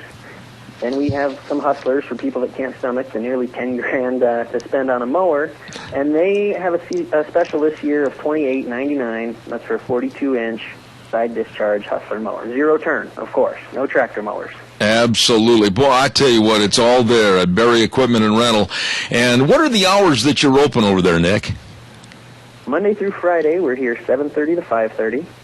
So, and Saturday we're here 8 to 5. Okay, well, you just take care, and this next week I'll be coming in to say howdy to you, and they got the Coyote tractors. They've got everything right there at Berry Equipment and Rental, and the new location at 159 West Highway 30 in Burley, and also locations on Addison and Twin Falls and South Lincoln and Jerome. Nick, have a great weekend, and happy Easter to you. Oh, thanks, Seb. You do the same. All right, sir. God bless. Have a good one. Thank you. Nice people there at Berry Equipment and Rental. Eli and Nick and Rosie and the whole shooting match taking care of you with all your either equipment rental or purchases right there at Berry Equipment and Rental. I'm going to have this gentleman step up to the microphone here real quick before we go into the next half hour. We've got a hard break coming up at the bottom of the hour. Good morning, Pastor Alex Lissau. How are you? Really good, Zeb. Good morning to you and to your audience. You know, today is basically the beginning of a very, very long weekend of Holy Week. Maundy, Thursday with the services tonight, tomorrow Good Friday, Sunday Easter. And you're going to be on the air with me in a couple of minutes, and we're going to be talking about a lot of the pain, a lot of the fear, and a lot of the faith that Easter is comprised about. Yes, we are. And tell us quickly, Easter, not diminished, I hope, in its value, even in a very secular society. Please tell me that we're still honoring it. I believe that we are, and certainly those who are dedicated to the good book, the Bible, and committed to Christ and the calling of Christ upon their hearts. This we look upon as the pinnacle of the church's celebrations, the feast days. My father used to tell me when I was a boy that Christmas is a wonderful time, but there's nothing greater than Easter, because it is in that particular time that we are given the greatest gift that mankind's ever received, and that's the salvation of our souls by the sacrifice of our Savior Christ. Absolutely. Do you think, quickly, one final thought here, I got about 30 seconds left, that a lot of people understand the value and the real meaning of Easter? Well, I don't think in today's society that we probably are as completely knowledgeable about it as we used to be in the past, certainly in the days when I was growing up. But I still think there's a very strong, large number of people in our society that trust in it and believe in it, and they look to it every year. It reminds us, this time of the year reminds us of what a blessed gift God's grace is. Absolutely. We're going to have much more with Pastor Alex Lissau on the next half hour, but right now we're going to send it back to our station and our main studio. We'll be back in 3 minutes. And now back to Zeb at the Ranch on AM 1230 KBAR. To reach Zeb, call 436-2244 or toll free 1-866-927-4587. And now, here is Zeb Bell. Thank you very much and welcome back. And Gina, if you don't mind, I'd like to do something a little different. I'd like to go with our weather forecast now so that I don't have to interrupt Pastor Lissau. And our weather this hour is brought to you by Scarrows Meats, 331 North Road in Jerome. Don't forget the very best. Over 20 years serving Southern Idaho with quality products at very reasonable rates. In addition to their expert meat cutting, they also have their own smokehouse, and believe me, they are selling taste one bite at a time. Scarrows Meats, bringing you now Michael Rogers weather. Hello, everybody. Michael Rogers, MichaelRogersWeather.com. Nice day in the Magic Valley neighborhood in south central Idaho. How about sun and clouds, the official term coined by the National Weather Service. Partly cloudy. 77 for the high today. It's going to cool off tomorrow. You'll see a high of about 63, and then you got yourself a pretty nice-looking weekend as we get into spring and work our way towards summer. No major storms coming our way. No wind problems coming our way. So, enjoy the weather. It's the only weather you got.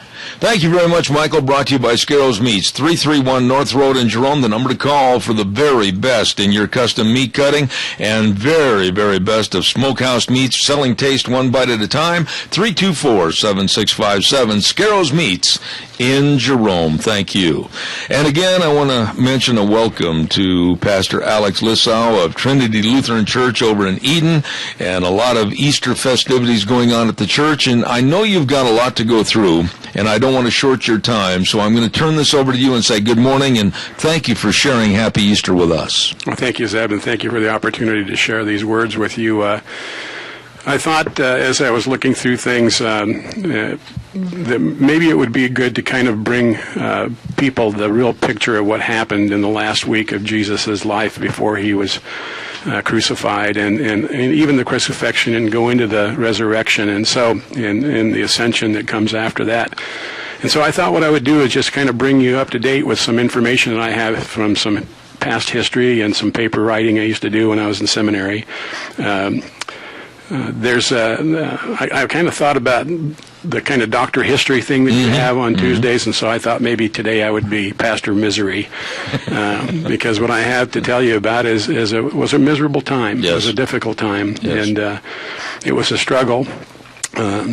We have all four Gospels speak to the Jesus's days and last days, and Luke probably presents them in a more vivid way and includes some things that are not visible in the others. But the importance of this experience that Jesus went through was, for us, is to remember that he did this for not only obedience to the Father in heaven, but because of his love for humankind. So what I thought is based upon a paper that was written some time ago by Dr. C. Truman Davis, who is a specialist and who is a devout Christian and spent a lot of time researching exactly the process of what happens during suffering. And so I want to begin with the time in the Garden of Gethsemane. And I'm just going to read this paper to everyone, and so if we have any questions later on, we can certainly address them. But the physical passion of Christ began in the Garden of Gethsemane. And of the many aspects of the initial suffering that Jesus went through, there's a particular kind of an interest in what happened at the time when it speaks to us of the fact that he actually sweated blood. Interestingly enough, the physician, St. Luke, the writer of the book of Luke and also Acts, is the only evangelist that really mentions this particular occurrence in Luke chapter 22 and verse 44, where he says, "And being in an agony, he prayed the longer, and as his sweat became drops of blood trickling down upon the ground." Jesus was praying, and he's praying to the Father, and as we know, he prayed hard and long, and ultimately his words were that not my will but thine be done, Lord. And so I see this as a commitment of Jesus Christ to fulfill the will and purpose of God. Every attempt imaginable has been used by our modern scholars today to explain away this phenomenon of what we call the blood sweat. And under a lot of mistaken kinds of impressions, a lot of people don't realize that it actually does occur. A great deal of effort has been studied by medical personnel and various kinds of literature, and though there's very rare and a very unusual kind of a phenomenon, they call this hematidrosis, or bloody sweat, and it's a well documented issue. Under great emotional stress, tiny capillaries of the sweat glands can break, and thus mixing blood with sweat. And the process alone could produce marked weakness and possible shock. This is not only because of his human stress that Jesus was going through, because of his humility as a man and God as well, but his human stresses. But the burdens were not only those of his own personal struggle with this issue, because he was both man and God. The burdens also of the entire world rested on his shoulders. What he was doing, what he was about to do, he was doing for everyone in this world, past, present, and future. And Jesus said, "But not my will, but thine be done," to his Father. And so here we see that Christ carried everything on his shoulders that we experience even today. Jesus' betrayal and his arrest are really important portions of the passion story that we read in the Bible. And the next event that we see in the Bible, which is significant from a medical perspective, is Jesus' trial before the Sanhedrin, when he was brought before Caiaphas, the high priest. And here the first physical trauma was inflicted upon him. A soldier struck Jesus across the face for remaining silent when he was being questioned by Caiaphas. And the palace guards then took a blindfold and put it around him after this particular moment in time when he was in front of Caiaphas, and they began to mock him and taunt him. And they asked him when they blindfolded him, if he could identify those soldiers that were passing in front of him as though he was some kind of a magician, and they mocked him and they spat upon him and they struck him in the face. And after this, they took him to Pontius Pilate. And in the early morning, he was battered and bruised and dehydrated and worn out from sleepless night. Jesus was taken across Jerusalem to the Praetorium, where all of the guards usually met in the area of the fortress of Antonia. And it was the seat of the government of the procurator of Judea, who was Pontius Pilate at the particular time. And we're familiar with, if we study the Bible at all, with Pontius Pilate's actions in attempting to shift responsibility from himself to Herod and Antipas, the tetrarch of Judea. And Jesus apparently suffered no physical mistreatment at the hands of Herod and was returned to Pilate because there was nothing that Herod could do. It was then, in response to this outcry of the mob, that Pilate ordered Barabbas released and condemned Jesus to scourging and crucifixion. And the perpetrators for Jesus' scourging were carried out at the specific orders of Caesar's orders. The prisoner was stripped of his clothing and his hands tied to a post above his head. The Roman legionnaires stepped forward with a flagrum, or flagellum they called it, in their hands. This was a short whip that was consisting of several heavy leather thongs with 2 small balls of lead attached near the end of each thong. And the heavy whip is brought down with a full force again and again across Jesus' shoulders and back and legs. If any of you saw the movie The Passion of Christ, you remember that particular scene, how horrid it was. At first, the weighted thongs cut through the skin only, and then as the blows continued, they cut deeper into the subcutaneous tissues, producing first an oozing of blood from the capillaries and veins of the skin, and finally spurting arterial bleeding from vessels in the underlying muscles. The small balls of lead that produced these large, deep bruises that were broken open by subsequent blows. And finally, the skin of the back was hanging in long ribbons, and the entire area was just totally unrecognizable, a mass of torn, bleeding tissue. When it was determined by the centurions that the charge was sufficient and that the prisoner was near death, the beating was finally stopped. But then the mockery began. The half-fainted Jesus was then untied and allowed to slump to the stone pavement, wet with his own blood. The Roman soldiers saw a great joke in this provincial Jew claiming to be a king. They threw a robe across his shoulders and placed a stick in his hand for the scepter. They still crowned him with the travesty, and they put these thorns upon his head. Small flexible branches covered with long thorns, commonly used for kindling fire, and the charcoal braziers in the courtyard were plated and shaped into a crude crown, and the crown was pressed into his scalp. And again, this was a copious bleeding that occurred at this particular time. The thorns pierced very deeply into the vascular tissue. After mocking him and striking him across the face, the soldiers took the stick from his hand and struck him across the head, driving the thorns deeper into his scalp. Finally, they tired of their sadistic sport and tore the robe from his back. The robe had already become adherent to the cloth, and the clots of blood and the serum of the wounds. And it then was finally removed, and when it tore again even more. The careless removal was like removing a dried surgical bandage without giving it an opportunity to be soaked and to release its grip, causing excruciating pain. And the wounds again began to bleed profusely. And then they took him to Golgotha. In deference to the Jewish custom, the Romans apparently returned his garments to him at that particular time. And the heavy, what they called the patibulum, which was the crossbar of the cross, was tied across his shoulders. And the procession of the condemned Christ that would stand between 2 thieves and the execution details of the Roman soldiers headed by a centurion began its slow journey as they followed this route known today as the Via Dolorosa. In spite of Jesus' efforts to walk erect, the weight of the heavy wooden beam, together with a shock produced by this copious loss of blood, was too much. He stumbled and he fell. The rough wood of the beam gouged into his lacerated skin and muscles of the shoulders. He tried to rise, but human muscles had been pushed beyond their endurance.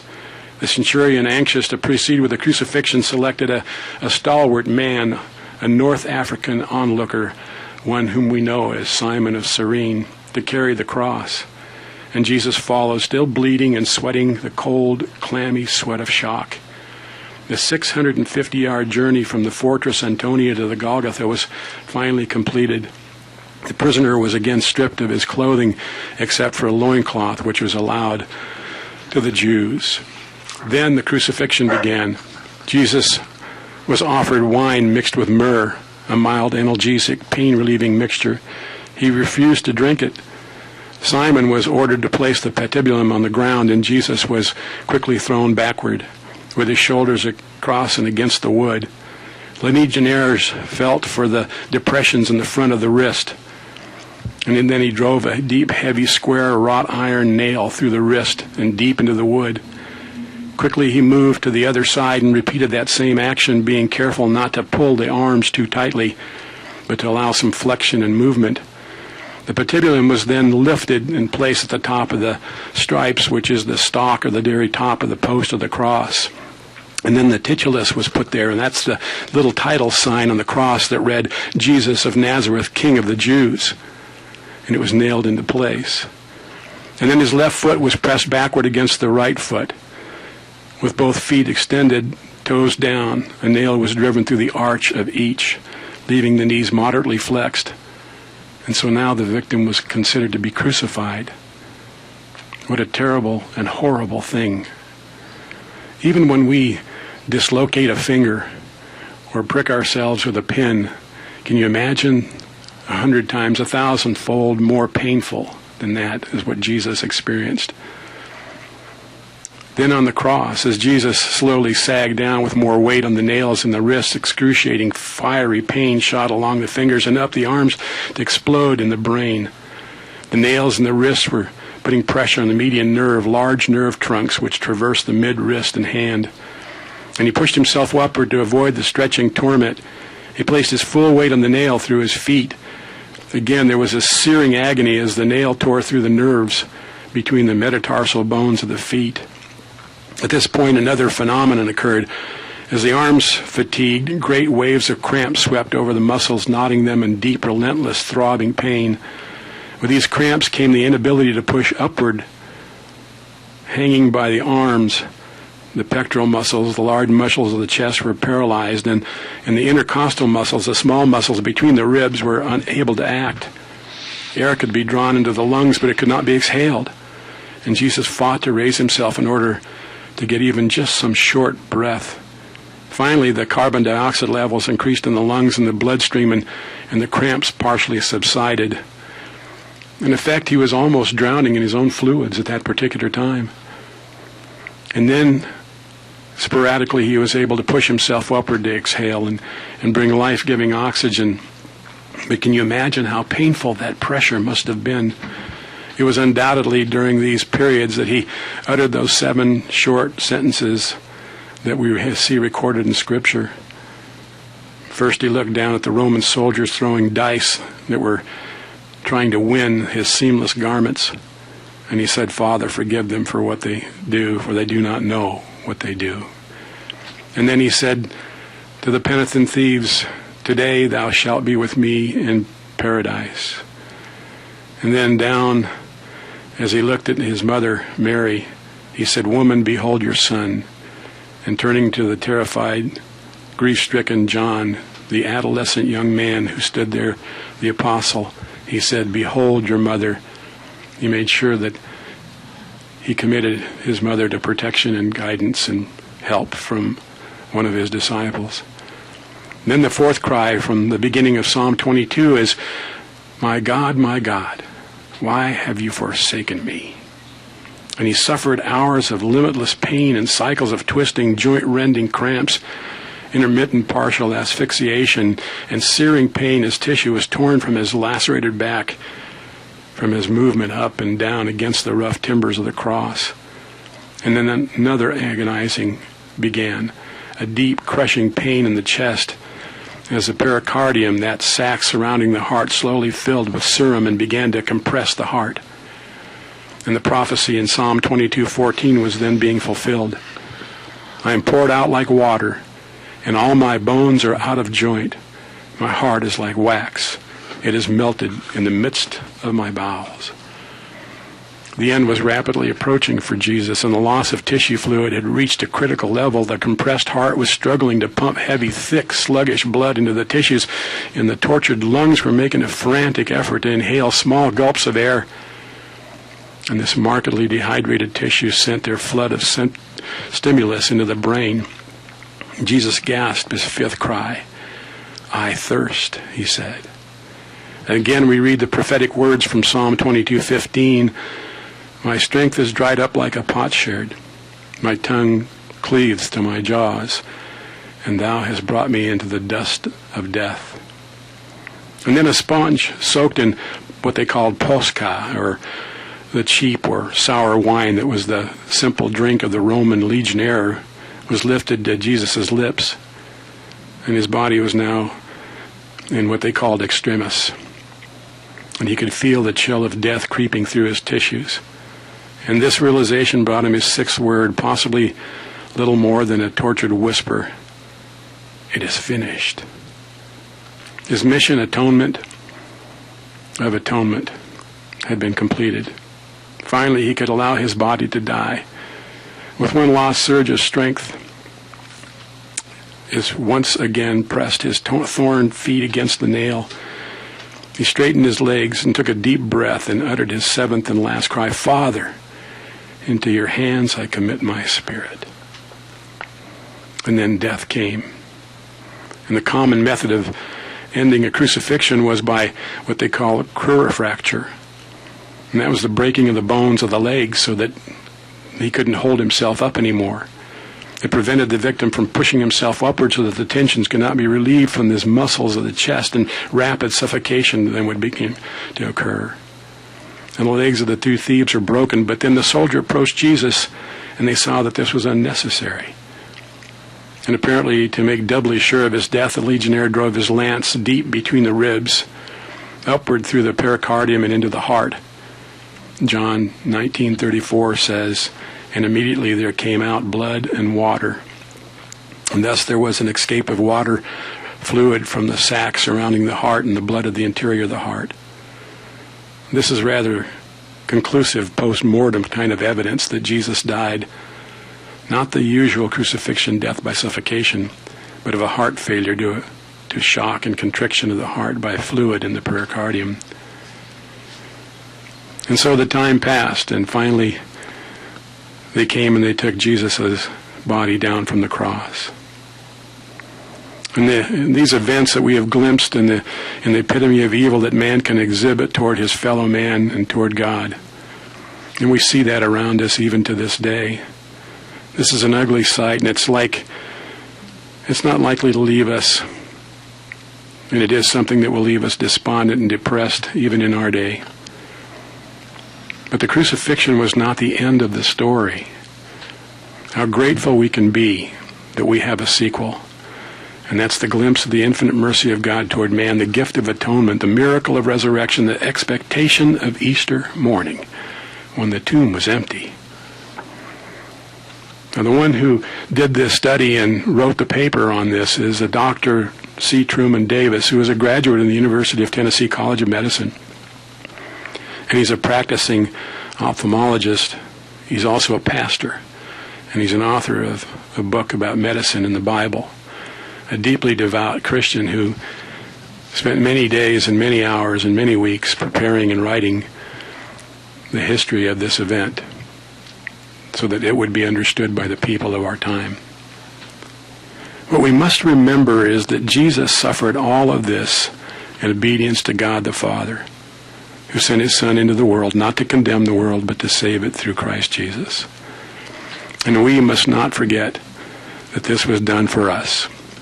You and me, Zeb, and for all your listeners out there today, and for all the people everywhere.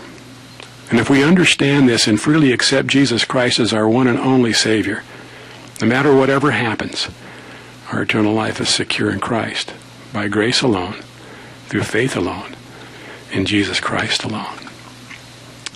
If I can, I'd like to just say a prayer. Please do.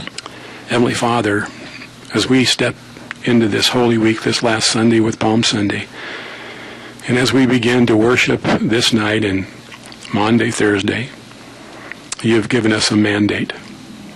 You have told us to love one another as you have loved us. So shall we love one another. And what greater love is there than giving your life for your friends? We thank you, Lord God, for your Son, Jesus Christ. We thank you for the faith that gives us the strength to endure all things. And though we may never, and I pray never will, experience the suffering that our dear Lord and Savior did, let us suffer with glorious thoughts of Jesus Christ and honor him by remaining faithful. Happy Easter. God bless you all. Amen. Ladies and gentlemen, Pastor Alex Lissau, Trinity Lutheran Church over in Eden.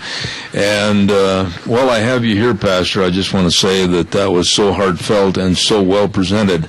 I think a lot of people, they gloss over the facts and events that took place in the crucifixion of Jesus. It was one of the most cruel and inhumane happenings that's ever happened to anyone in mankind. Anyone. And you know, for all of the things that he suffered and all of the mockery that he dealt with even before this final week of his life on earth, the one thing that we can understand and appreciate is that he did this because he knew that there was no other way for mankind. And so I just want to thank you, Zeb, for the opportunity to share this with the people. Every year when this time of the season comes around, I'm struck.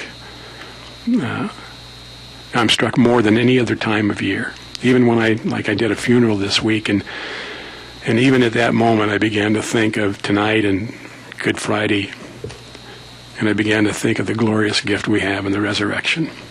What a blessing it is to be Christian. Amen. Amen.